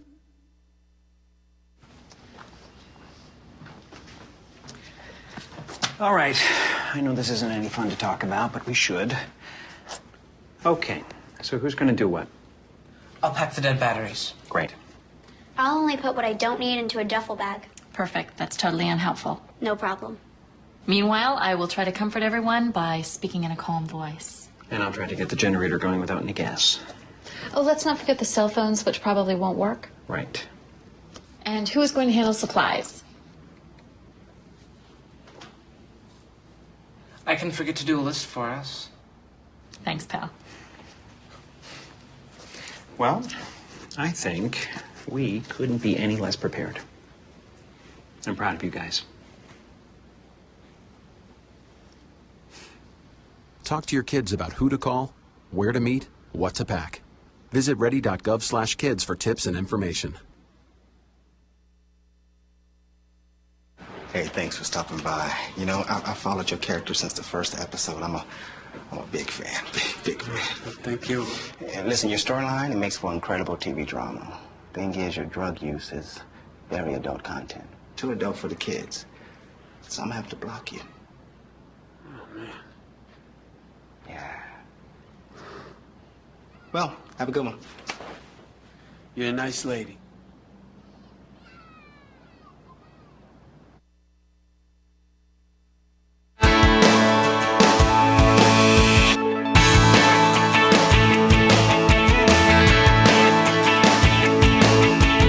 On your radio, on TV, and online.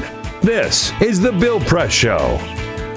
Here we go, 33 minutes after the hour. It's Monday morning, December 2nd. So good to see you today and good to have you with us on the radio, on your local progressive talk radio station, here on Free Speech TV and on TawkrTV at youtube.com/TawkrTV. Come to you live from our nation's capital, of course, with the news of the day. And the Pope Francis has been making a lot of news and shaking things up lately and on many different fronts. One man who is very happy to see that, a great organization called Catholics United, James Salt, executive director, a good friend of the program, frequent guest, and in studio with us this morning. Hi, James. Bill, thanks for having me. Thanks for coming in. Hope you had a good Thanksgiving weekend. Yes, sir. My wife Carol and I spent Thanksgiving in Sicily. We went through the Rome airport on the way and on the way back. I was saying just before the break, there's no doubt about who the rock star is in Italy these days. The gift shops in the airport filled with Pope paraphernalia, mugs, matchboxes, anything you want, with the Pope's picture on it. Well, certainly Francis is making things shake in the Vatican, and he's mixing things up in incredible ways. And it's inspiring to see him have an effect in the culture, just beyond Catholics. He's also shaking things up here in this country, and some American Catholics, particularly those who feel that the mission of Catholics is to elect Republicans to the Congress, don't quite know how to handle this Pope, it seems. I want to get to that in just a second, but the Pope is also kind of putting his money where his mouth is, in the sense that the last story I saw, that he is actually, because when he was Archbishop down in Buenos Aires, he actually would go out at night and serve the poor and help the poor and take food to the poor. I mean, he not just talked about it, he did it. He can't do that as Pope, obviously. But he's sending the Swiss Guard out in the streets of Rome to do this at night? To minister to the needs of the most vulnerable in the streets of Rome. It's amazing that we finally have a religious leader who is talking and acting like Jesus for the first time in my lifetime. How radical, right? It's amazing. I mean, how revolutionary, yes. Right? So when he says, we should be caring for the poor and serving the poor and ministering to the poor, he not only says it, he believes it, and he does it. And he's doing it, and it's having an effect, and it's changing the political discourse, not only in this country, but around the world. But do you think it will inspire other bishops, other priests to do the same? Well, who are not always known for their following through, let's say? He's certainly, moving the pendulum back to where it should be, which is on the side of the most vulnerable in society. But frankly, too many American Catholic bishops have been captured by some far-right ideology, and this is, certainly difficult for them to swallow. But we're beginning to see signs of it. Just on Sunday, Cardinal Dolan was on Meet the Press talking about how Republicans are standing in the way of immigration reform with some forceful language. So, we're starting to see bishops act and sound a little bit different, but still there's quite a distance to go yet. At the same time, it's true, Republicans standing in the way of immigration reform, and the Catholic Church has been very good on that issue. Even Roger Mahoney in Los Angeles, a leader on that issue when he's been off the reservation on some other issues. Right. Notably the sexual abuse issue. But Cardinal Dolan is also, the American bishops have stood in the way of Obamacare, have stood in the way of universal health care, which was something the church always supported until President Obama includes contraception as an option, not a necessity, right? Just as an option. And in this case, the church is being obstructionist itself. Yeah, American Catholic bishops, yes, I should say. The bishops are still in the way on greater access to contraception for all women in America, and that's therefore to health care for all Americans. Correct, and that's still problematic. But there's a lot of work that needs to be done. Catholics are on the front lines of serving the most vulnerable, in this country, whether it be soup kitchens or hospitals. So it's the lay folks who are out there doing the work of mercy, while we leave the politics of the bishops. Well, maybe we ought to take the politics away from the bishops there. That's just a suggestion. The other thing that I thought where the Pope really kind of woke people up is where he came out a week or so ago with a very strong blast at the concept or the idea of trickle-down economics.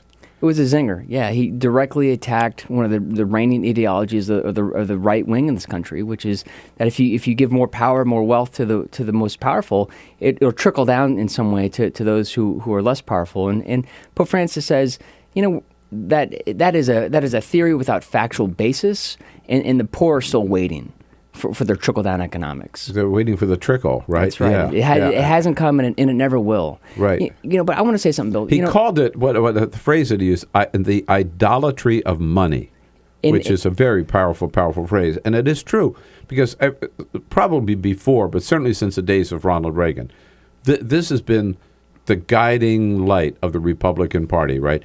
And no better exemplified than under George W. Bush and his 2 rounds of tax cuts for the wealthiest of Americans, the wealthiest 2% of Americans, and the idea that if you help them out and give them more tax breaks and more money, that that everybody is going to benefit. It is never, never, never proven true. And the Pope just said, let's face it, this is BS. Complete nonsense. I want to say, religion's gotten a bad rap in many respects. Truth be told, historically, faith has played an important role in some of the most important progressive social reforms in our history, whether it be civil rights or environmental stewardship. Absolutely. When you look at the social encyclicals, of the popes, Pius X and the others, I mean, when they're talking about living wage, right? That's right.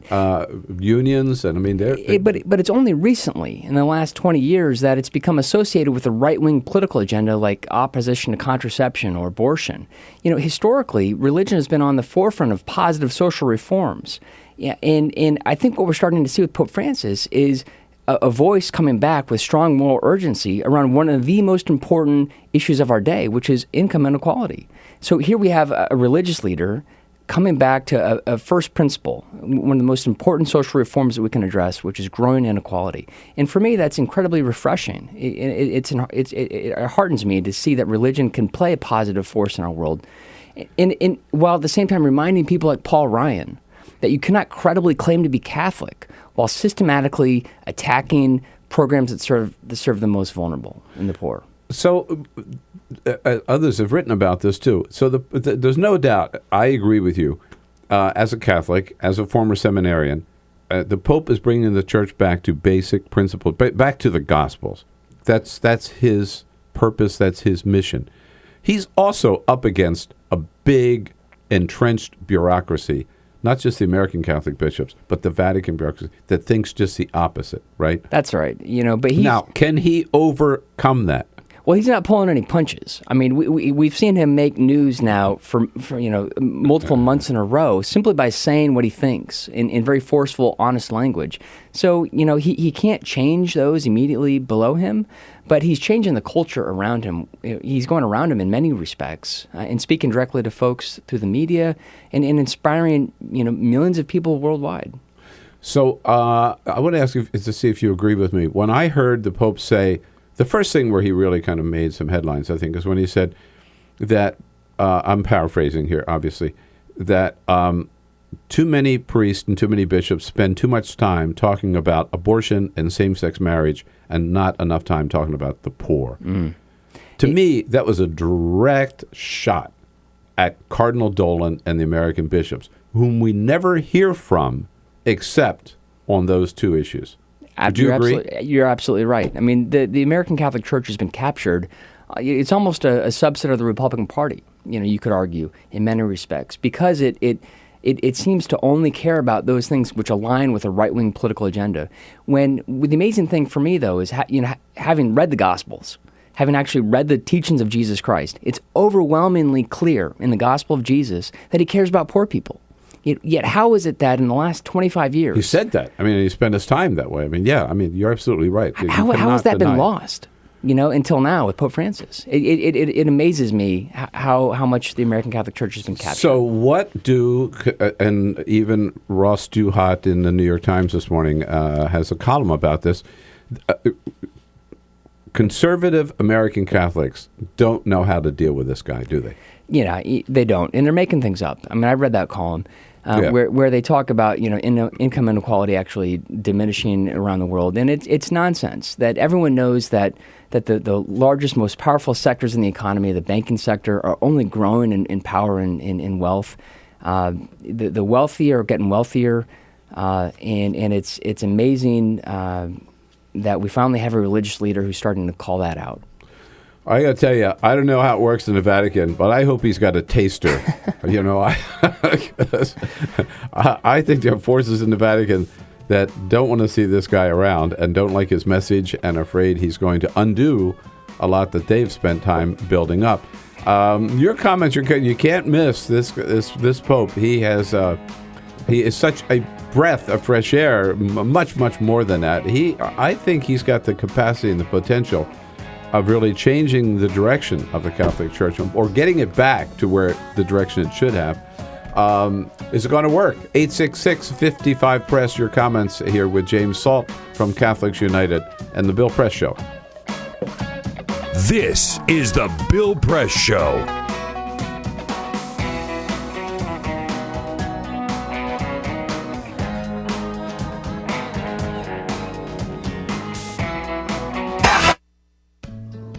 you wouldn't let money just blow out of your house. So when your AC or heater is on, make sure the doors, windows, and fireplace flue are shut tight.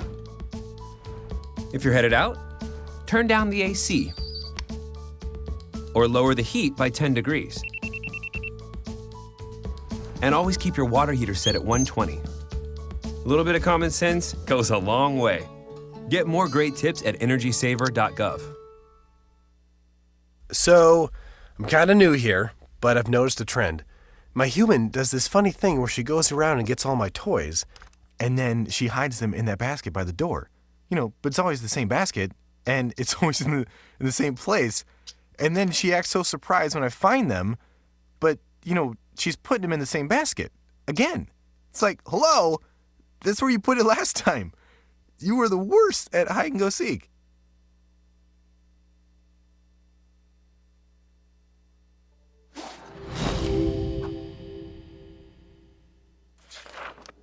In 1920s America, the Great Depression effectively erased consumer demand. Struggling manufacturers needed new ways to get people buying again. Innovative production processes like stamping and use of molds allowed them to use new materials for their designs. Products using vinyl, chrome, aluminium and plywood began appearing. American industrial designers began introducing streamlined, efficient shapes that shouted progress. Bel Geddes pioneered what we now refer to as utilitarian art. Things that had little reason to look sleek, now all of a sudden did. At the 1939 World Fair featuring Bel Geddes' immensely popular Futurama exhibit, a new era of American industrial design proudly claimed to be building the world of tomorrow.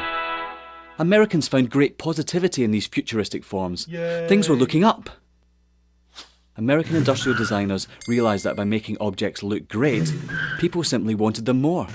From cars to kitchen appliances, the most influential society on earth was spending money again. Mass consumption had arrived. Advertisers finally had lots to talk about. Personal taste could be expressed through the things you bought. Style became equally as important as function. Chair designers like Eames and Saarinen didn't just design seating, they created desirable lifestyles. People behind the product suddenly were stars. Everyone wanted to know who they were. Raymond Loewy was one of the shining lights of American industrial design. His face ended up on every coffee table in the nation. Toothpaste packaging promised whiter teeth. Washing powder packaging promised whiter whites. Who knew such simple household objects would shape the tastes and ambitions of an entire society? American industrial design improved America, functionally, culturally and intellectually, and exported it around the globe.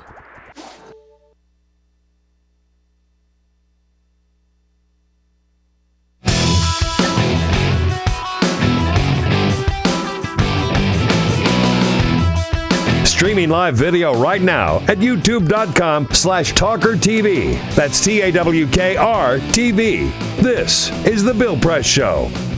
All right, 13 minutes before the top of the, make it 12 minutes now before the top of the hour.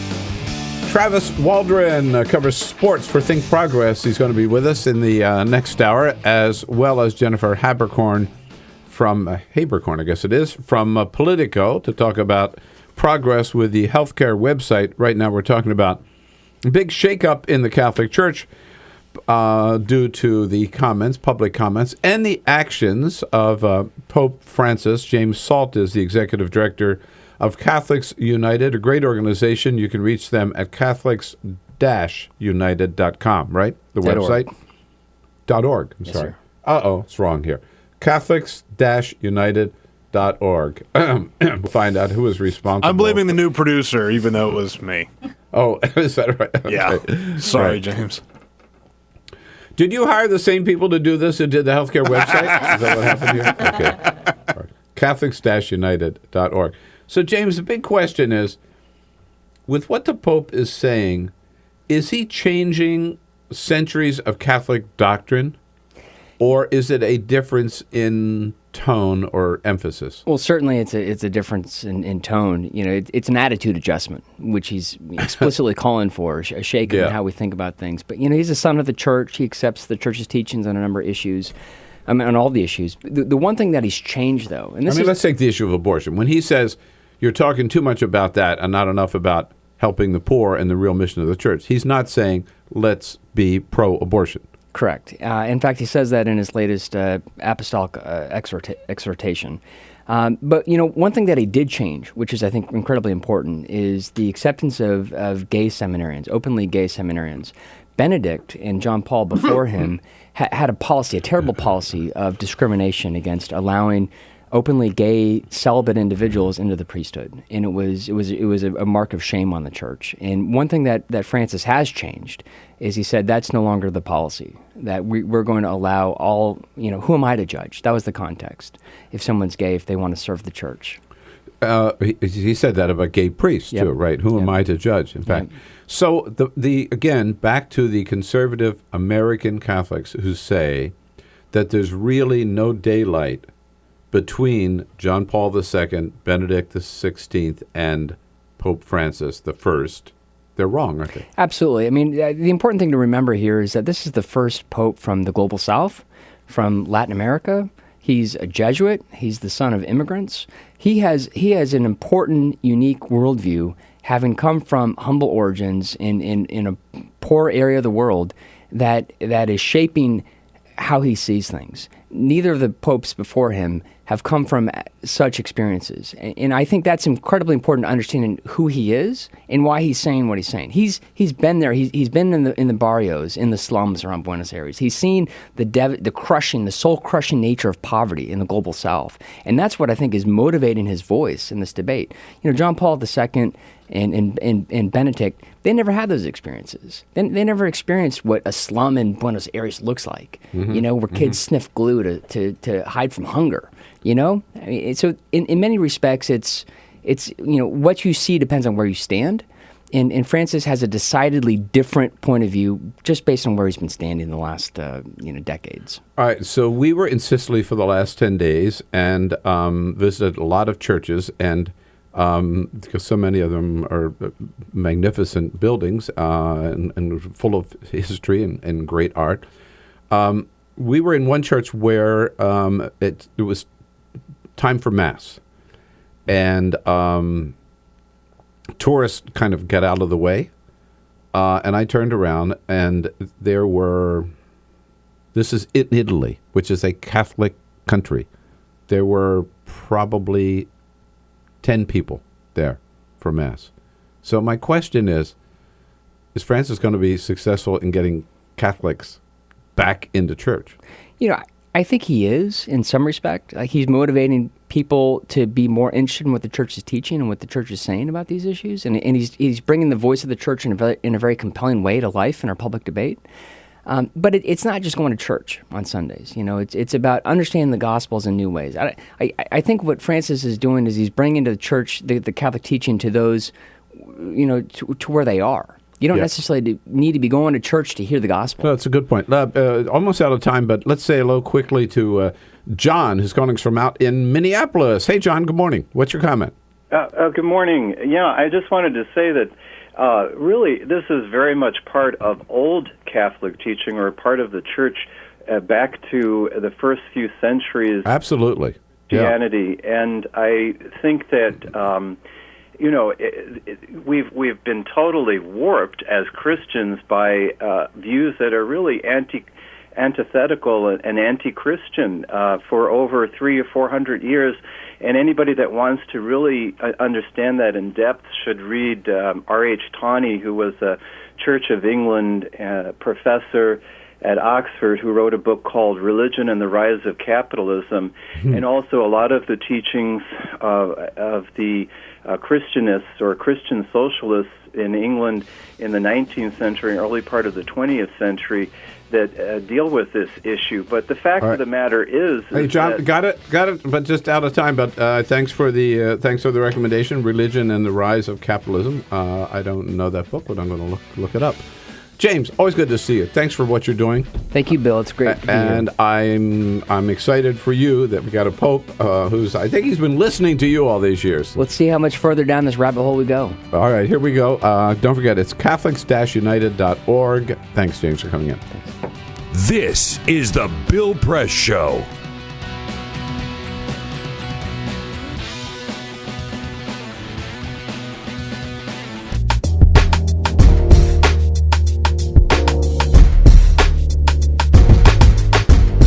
Hour number 3 coming up, and if you are watching us on Free Speech TV, we know we're going to lose you. I hate to do that, but there is an option. You've got an option of joining us on our video stream, TawkrTV. That's youtube.com/TawkrTV. Travis Waldron, who covers sports for Think Progress, is going to be in to talk about the big sports weekend, and then we'll be joined by Jennifer Haberkorn from Politico to tell us whether or not the website is really working as it should.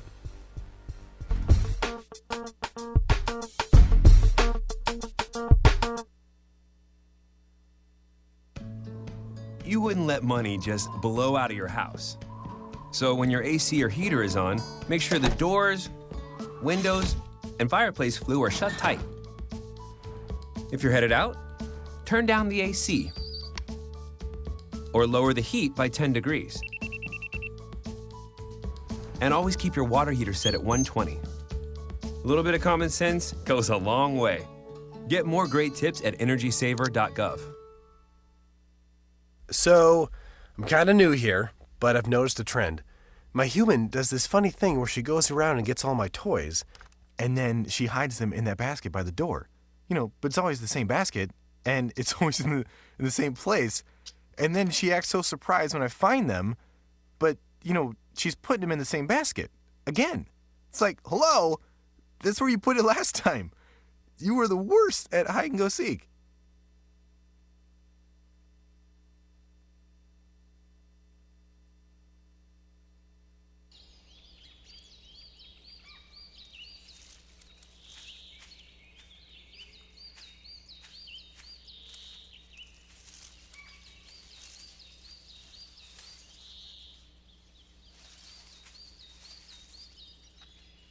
At Earth Justice, we defend the environment in the courtroom. Join our fight. When you take a seat, you take a stand. Earth Justice, because the Earth needs a good lawyer.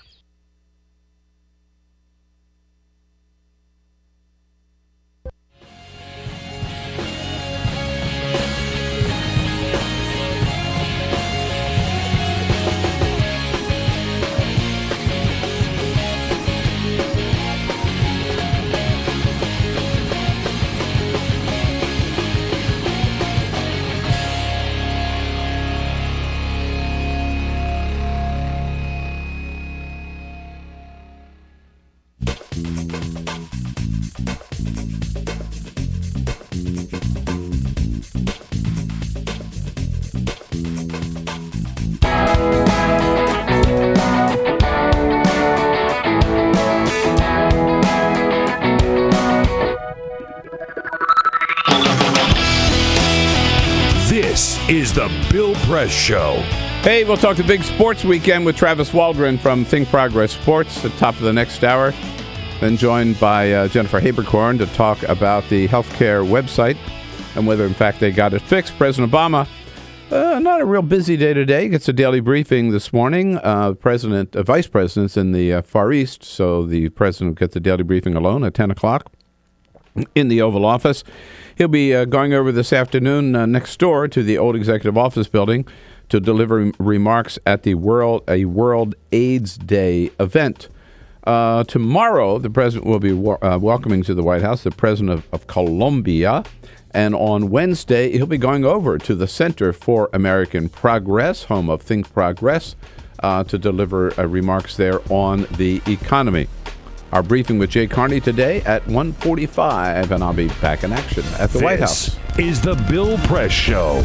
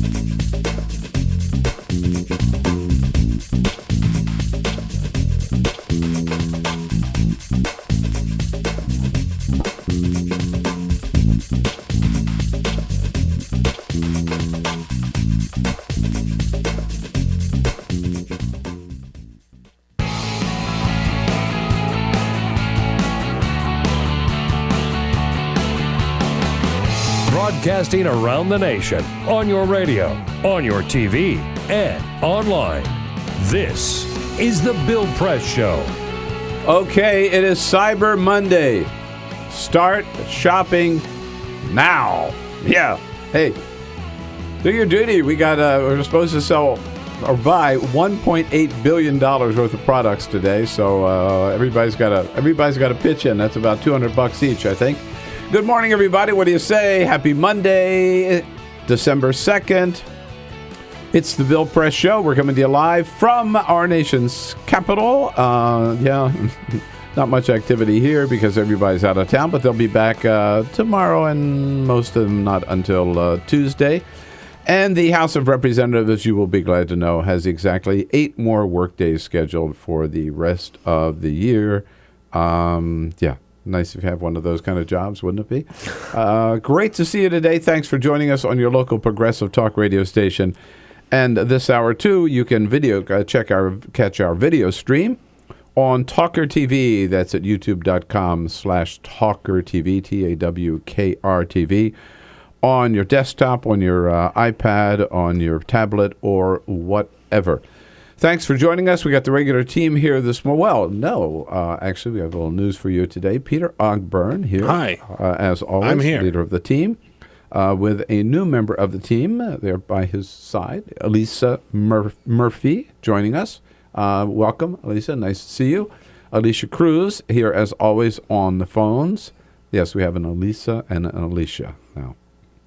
We're going to have to figure that out somehow. I don't know what we do, but we'll have to work on that. Yeah. But there's only one Cyprian. That's true. Right. Nobody. That is true. Cyprian Bolding, our videographer. As when they always. made him, they broke the mold. And in studio with us, because it was an exciting sports weekend, and our good friend Travis Waldron from Think Progress Sports joins us again in studio this morning. Hey, Travis, nice to see you. Hey, thanks for having me. Welcome back from your Thanksgiving down in Louisville, huh? Yes, sir. Yeah. Things in nice Louisville, trip okay? home. They're great. Yeah. So. You went down there and you volunteered a few days for the Mitch McConnell campaign? That's exactly what I was doing. So it better not have been. Any fried turkey in Kentucky? No, we didn't fry any. We just had the nice traditional baked turkey. Yeah. A couple hot browns. There you go. Yeah, that's true. That's a good way to use up the Thanksgiving leftovers. I don't know what hot browns are. The Kentucky hot brown? You gotta try it. No. It's like an open-faced sandwich. It's cheese and turkey and bacon and Mornay sauce. Yeah, if you live through it, it's a great experience. It's a nap on a plate.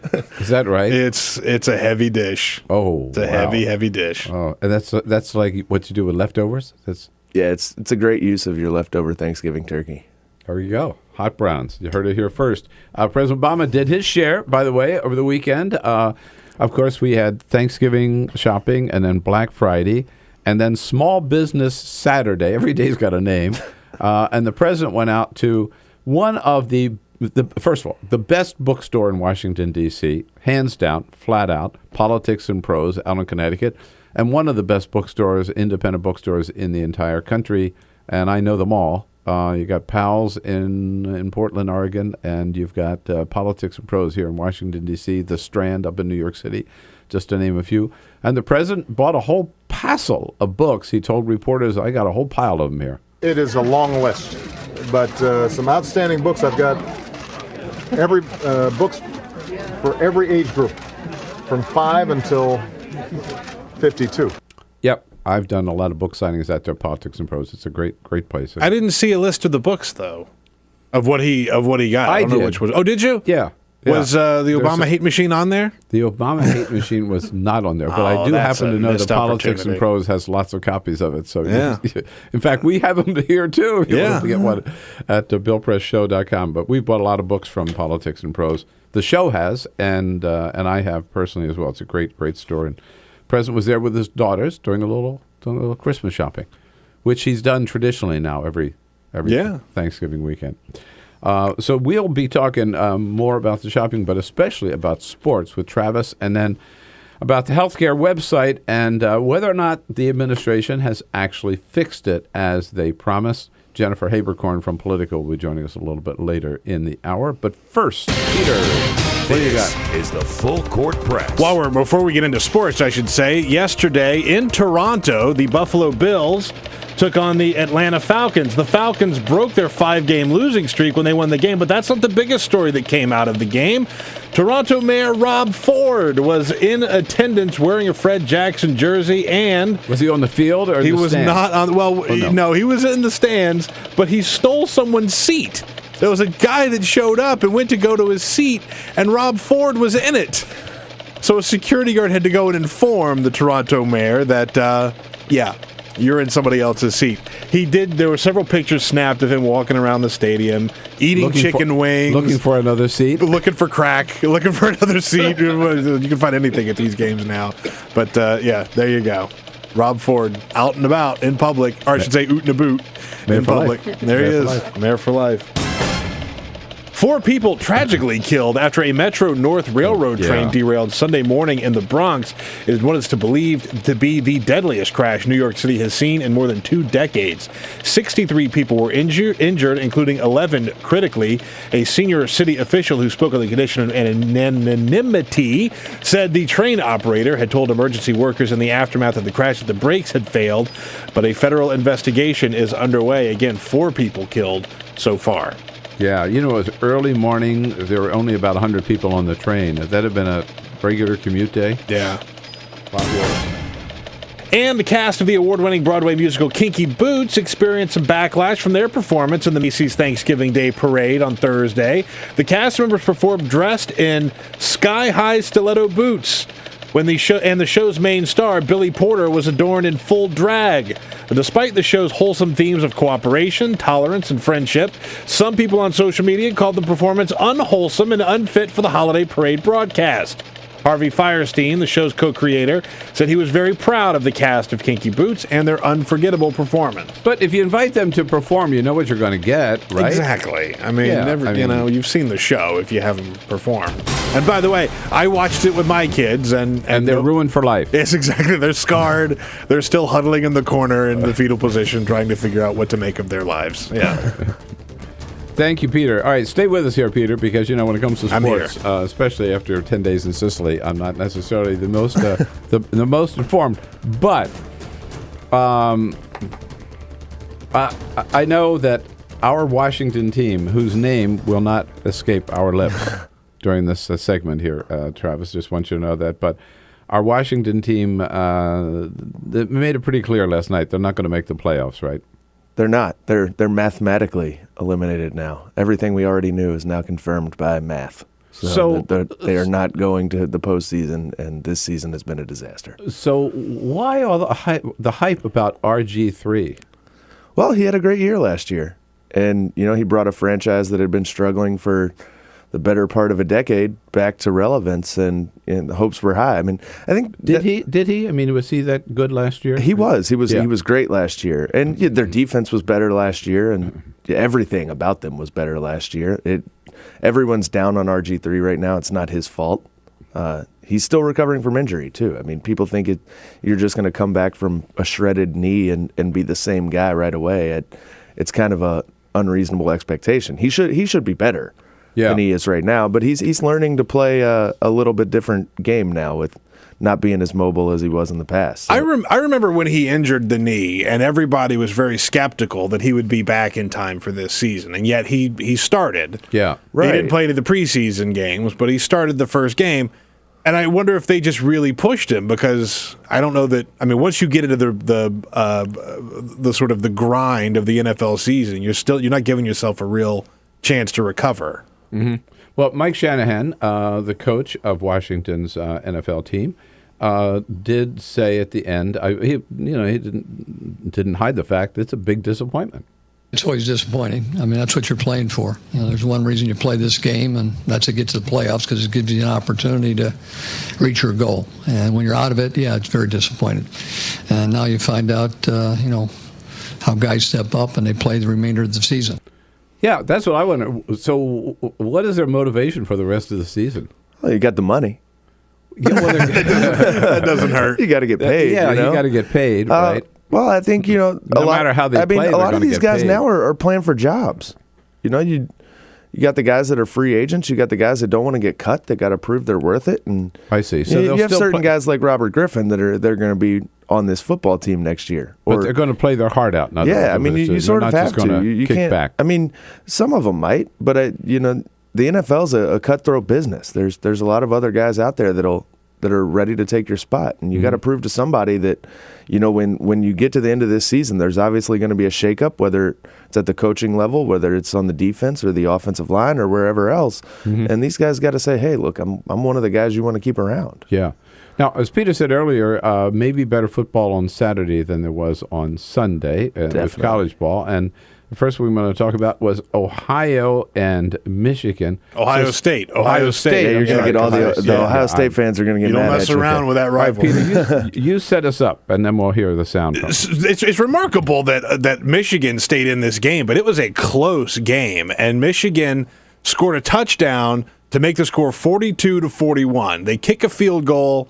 They go to overtime, or I should say they kick a point after a point. They go to overtime, but they decided to go for the 2-point conversion. And then this happened. Gardner back to throw, looks, fires, and that ball is intercepted. It gets picked off. Tyvis Powell comes up with it to pick it off as Powell stepped in front of the intended receiver, Drew Dillio. That's it. And Powell, who recovered a fumble, picks off the 2-point try, much like Brian Roll did against Navy. And Ohio State's lead is 1 point, 42-41.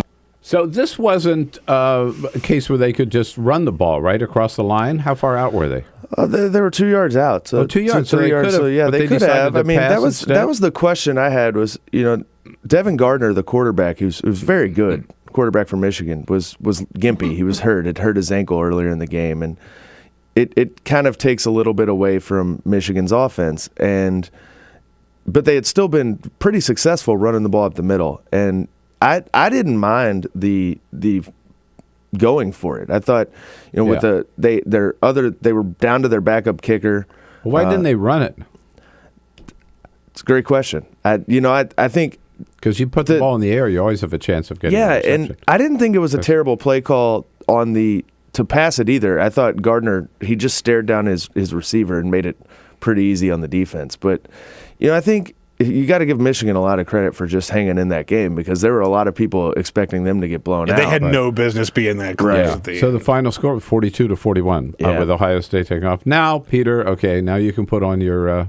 You're going to make me play this? You can put on the morning, your morning clothes now and everything. Put on the black band. It doesn't hurt any less every time I hear it. But it was Auburn versus Alabama. And the setup here before we hear the sound. So, tie game, 1 second left. Right. 57-yard field goal. They gave it to the rookie kicker to kick this improbable field goal. It would have been tough to make. And he came up short, and Auburn had a man in the end zone ready to catch the short field goal, and he ran it back. 56-yarder.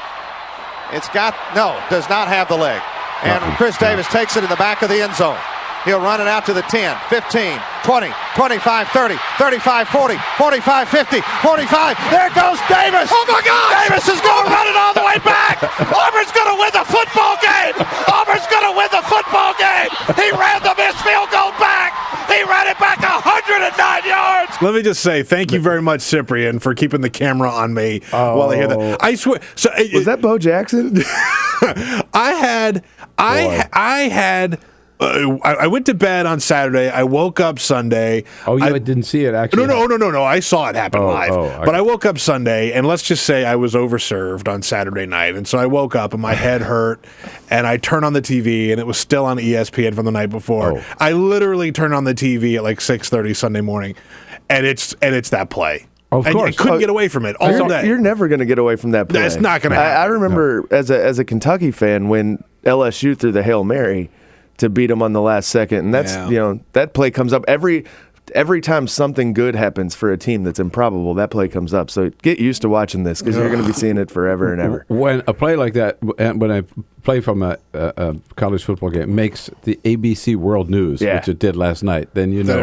Well, it's 2 in a row. I mean, you can't. This is why games like this are so great, right? Because you couldn't make this up. If you put this kind of play in a movie to end the game, people would turn it off and be like, no. And the same for the week before when Auburn caught that, the prayer of Jordan Hare, the improbable catch that won them the game. Right. Ugh. Roll Tide. Get out of here. Get out of here. Man. As I told Peter, though, I think it's Tide rolled. Yeah, now he understands what it's like to be a fan of some of the lesser programs in the SEC.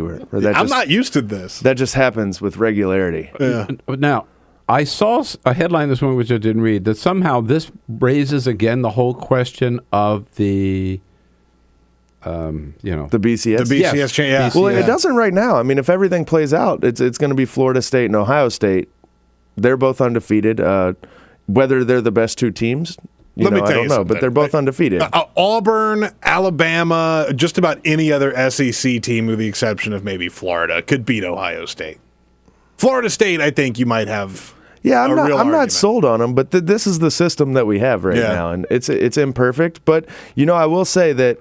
In 2007, when LSU won it with 2 losses, they were ranked like 5th coming into the last week of the season, and West Virginia lost and Missouri lost, and all of a sudden LSU was right back in the title game. That's what I was going to ask you. Is there any way that Alabama gets back to the national championship game? I'm not sure there is for Alabama I don't think because Missouri's 5th and Auburn's 3rd. So if either Florida State or Ohio State loses in their conference championship game, I would guess that the winner of Missouri and Auburn in the SEC title game would slip into that spot. Yeah. But you never know. I mean, crazier things have happened. All right, here we are, 22 minutes after the hour with ESPN Bill Press Show here. Travis Waldron from Think Progress Sports, thinkprogress.org. We'll be right back. You can join us, sports fans, at 866-55-PRESS. I love hearing that Auburn sports announcer. Get out of here. It's worth it for me. I could hear it again. This is the Bill Press Show.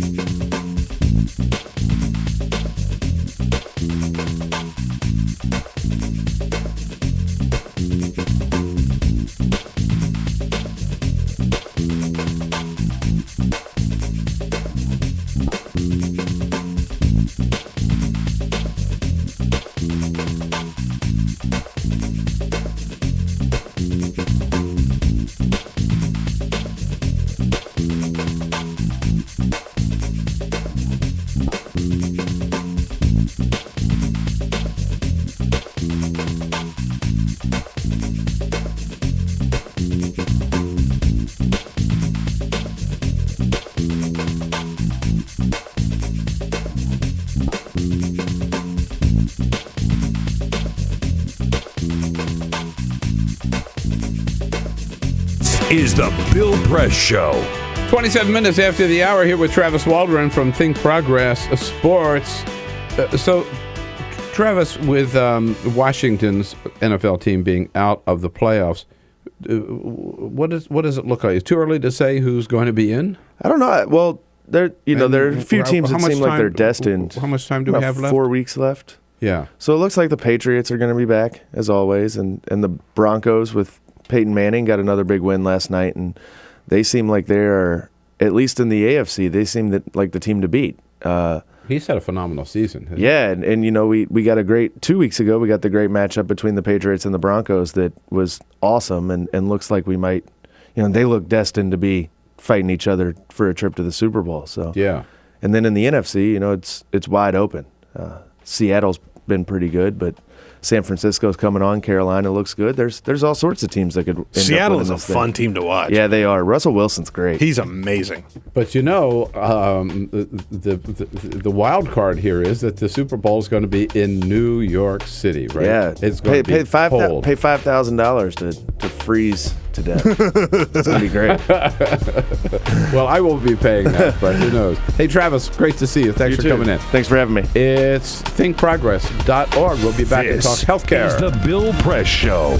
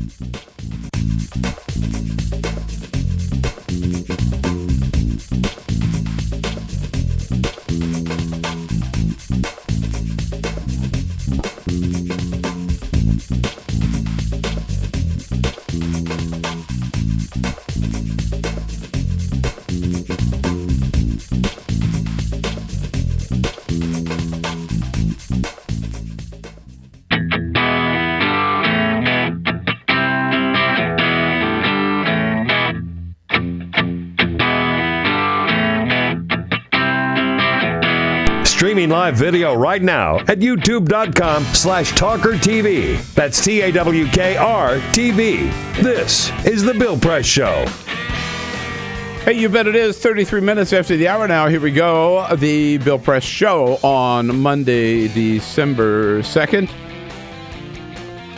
As you know, I was out of the country last week. Thanks again to Clinton Yates and to John Fugelsang for filling in, as well as to our regular Bill Press team here for keeping things rolling while I was gone. But I rushed back to this country on Saturday because it was November 30, and I could not be out of the country.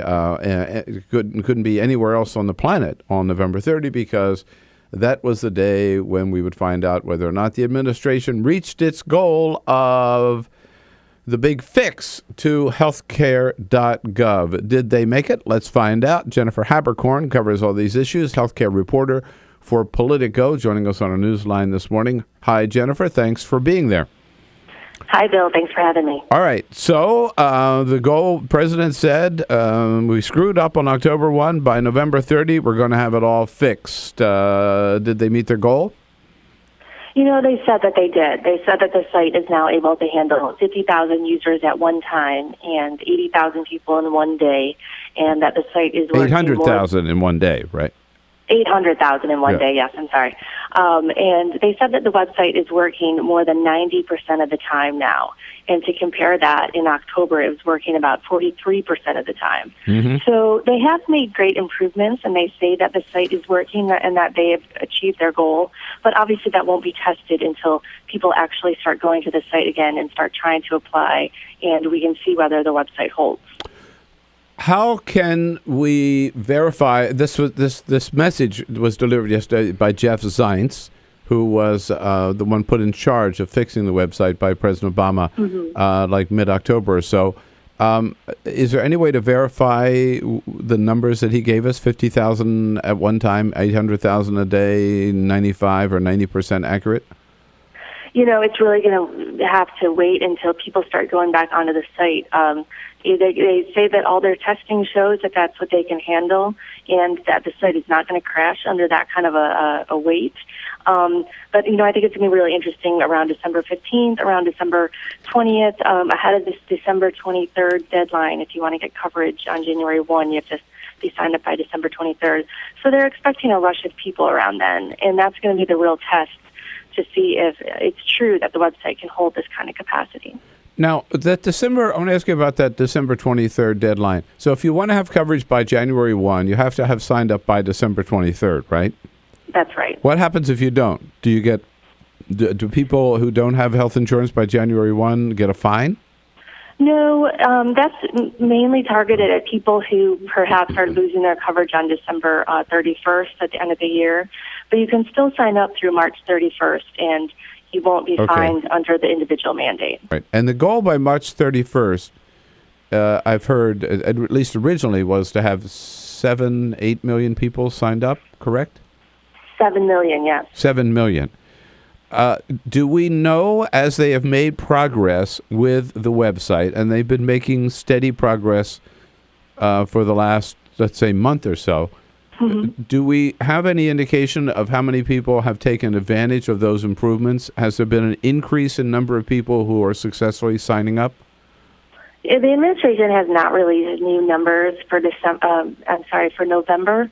We are seeing in the states, however, that are running their own exchange and releasing numbers that there has been more enrollment in November. So we can only assume that the federal site is seeing more people as well. And frankly, they had nowhere to go but up. October was dismal. So we can only assume that more people are enrolling in November. But it's going to be tough. They lost 2 months out of the 6-month enrollment period in which they're trying to reach that 7 million figure. So now they have to kind of redouble their efforts and perhaps triple their efforts just to get at that minimum 7 million. Now, you and I have been talking about, and most of the media attention has been focused on, and I think the administration's attention has been focused on the consumer end of this process, meaning the ability of Americans to go on the site, to easily navigate the site, to purchase health insurance, which they could never afford before. There's the other end of the program, which is where this information is fed to remember, these are private insurance plans that they're buying. So the other end of the program is where this information is then fed to the insurance companies who deliver the product to the consumer. The insurance companies are saying that things are not working so well on their end. It's a big story on the front page of the New York Times this morning, where the head of America's health insurance plans says either they're getting incorrect information or no information at all, or they don't know enough about what subsidies people are eligible for in order to know what to charge them for the insurance plan. So without that being fixed, you have to have both ends working, right, Jennifer? Oh, absolutely. I mean, if you think of the website as two halves, and the first half is you sitting down, picking a plan, putting in your information and applying, that process is expected to work. It's the second half where your information goes to your insurance company, your name, age, your details. That process is not expected to work as well. And that could be really problematic, because if you go to the website and you pick a plan and you think, hey, I'm covered now, I applied, I sent in my check, I'm going to have my insurance, and that information isn't going directly to the insurance company properly, that's going to be a problem when you go to the doctor for the first time and they say, we have no record of you with XYZ insurance company. So the administration says, they held a conference call with reporters yesterday. Right. They said that with the entire website working better, that insurance half of the site is going to work better, but they really can't tell until people start sending in their data, and that has the insurance companies nervous.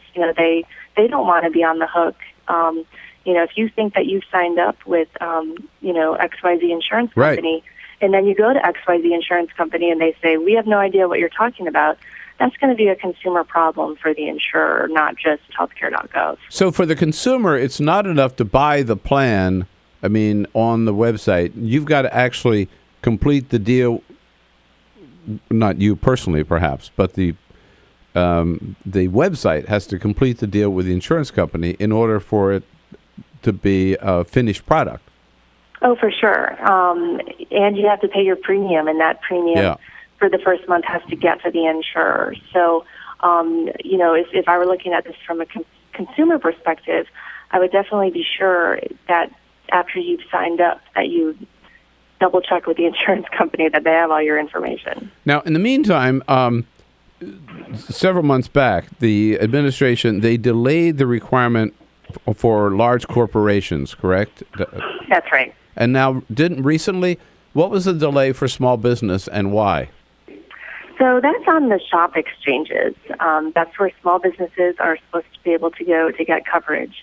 And the online portion of that was delayed until November of 2014, so a year from now. So that means that the small businesses can go to their brokers and agents and sign up that way, but they're not going to be able to go to the website for another year. And that was, just another move by the administration to kind of focus on its priorities, which is healthcare.gov, and individuals and small businesses are going to have to wait. It just means, again, further proof, I guess, right, that they just had taken on more than they were able to handle at one time, right? So they had to jettison some parts and focus on the most important part. Yeah, certainly the individuals are a higher priority. There's a lot more individuals than small business employees, and also small businesses can still go through their agents, and they were more likely to do that before the Affordable Care Act anyway. So you've been covering this for some time, and I'm sure you've been on most of these conference calls. They're daily from the CMS people. What is your take? What's your gut tell you? Are they going to have they fixed it, or are they going to get it fixed, or is this just going to unravel completely? Even the administration cautions that the website's not going to be perfect, and there's still going to be bugs, and there's still going to be people who, get error messages. And certainly I think that's true. I mean, right. There's no magic cure here. But the big picture? But big picture, I think they have way too much at stake if they had said, this is fixed, and they were found to be wrong again. after being wrong on October 1st, I think there's just so much at stake that they were pretty sure when they came out yesterday and said that it's working. Mm-hmm. Yeah. And they still have some improvements to make. They've also lowered expectations. I mean, when Jeff Zients said, one thing for sure, it's working a lot better today than it was on October 1. Yeah, right. But again, nowhere to go but up. Nowhere to go but up. That wasn't saying all that much. All right, Jennifer. Well, it's your work is not done yet. I'm sure you know that. You're going to be on absolutely. this, continue to be on this for another year or so. Jennifer Haberkorn covers healthcare issues for Politico, Politico.com.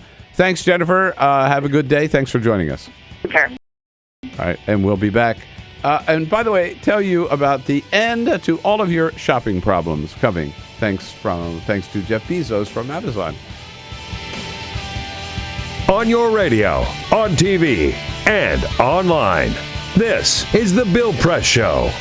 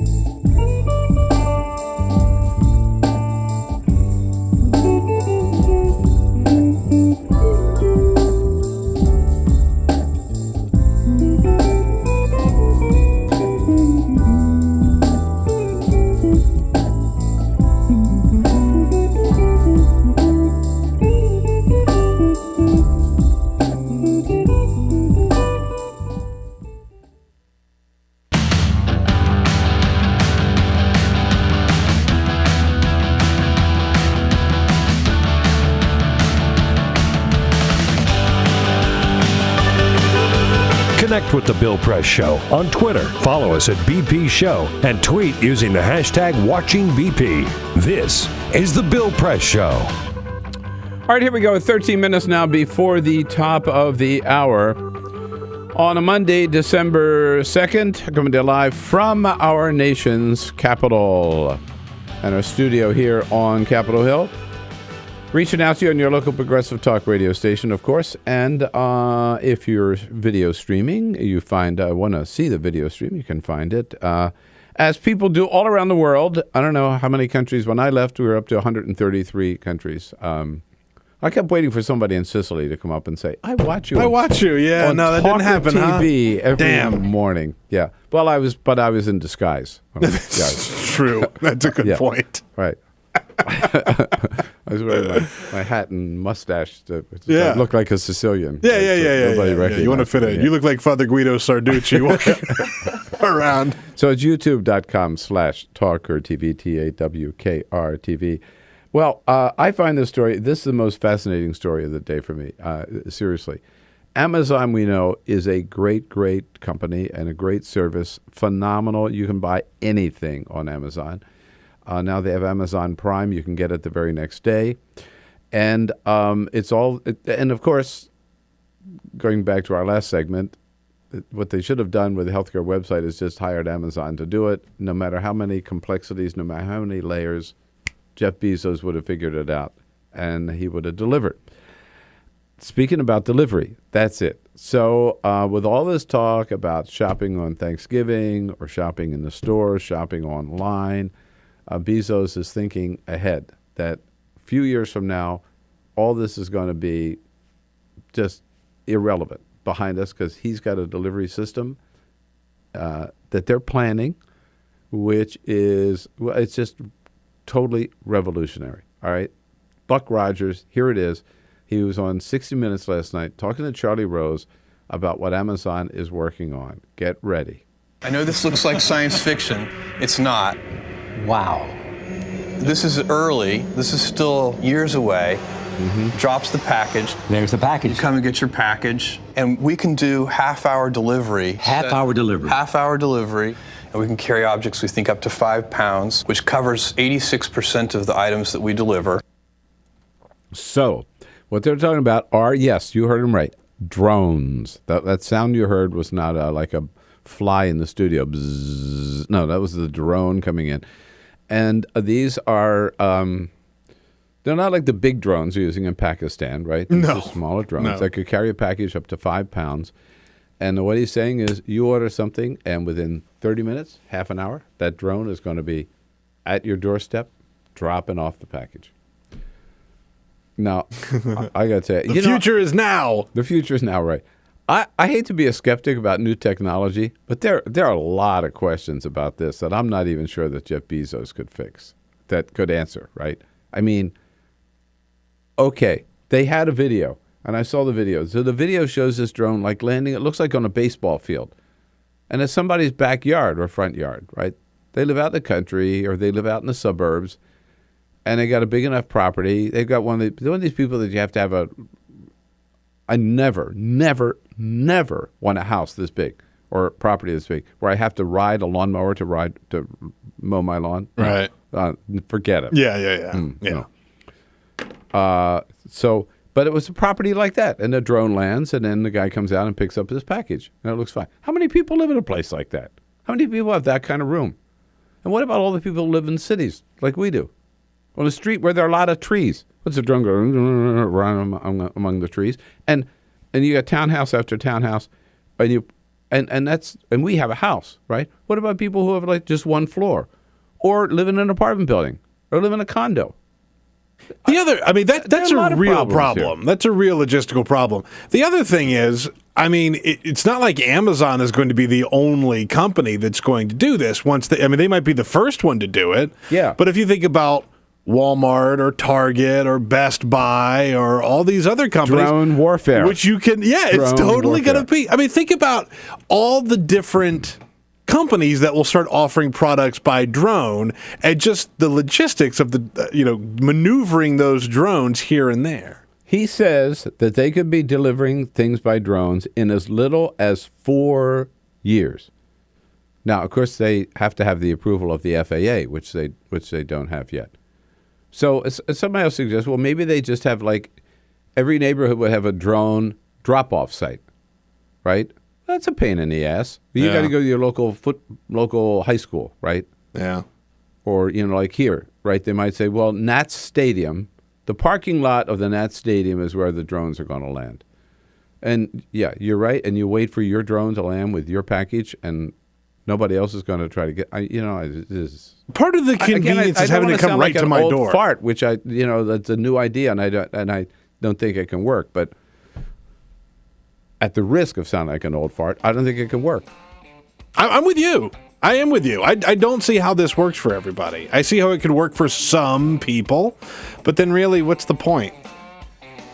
The point is, this is a better use of drones than we're making use of them right now in Pakistan and Afghanistan. Good point. So, for that purpose, makes sense. Alone, we would salute Jeff Bezos. And I'll be back with a parting shot about Rosa Parks. This is the Bill Press Show.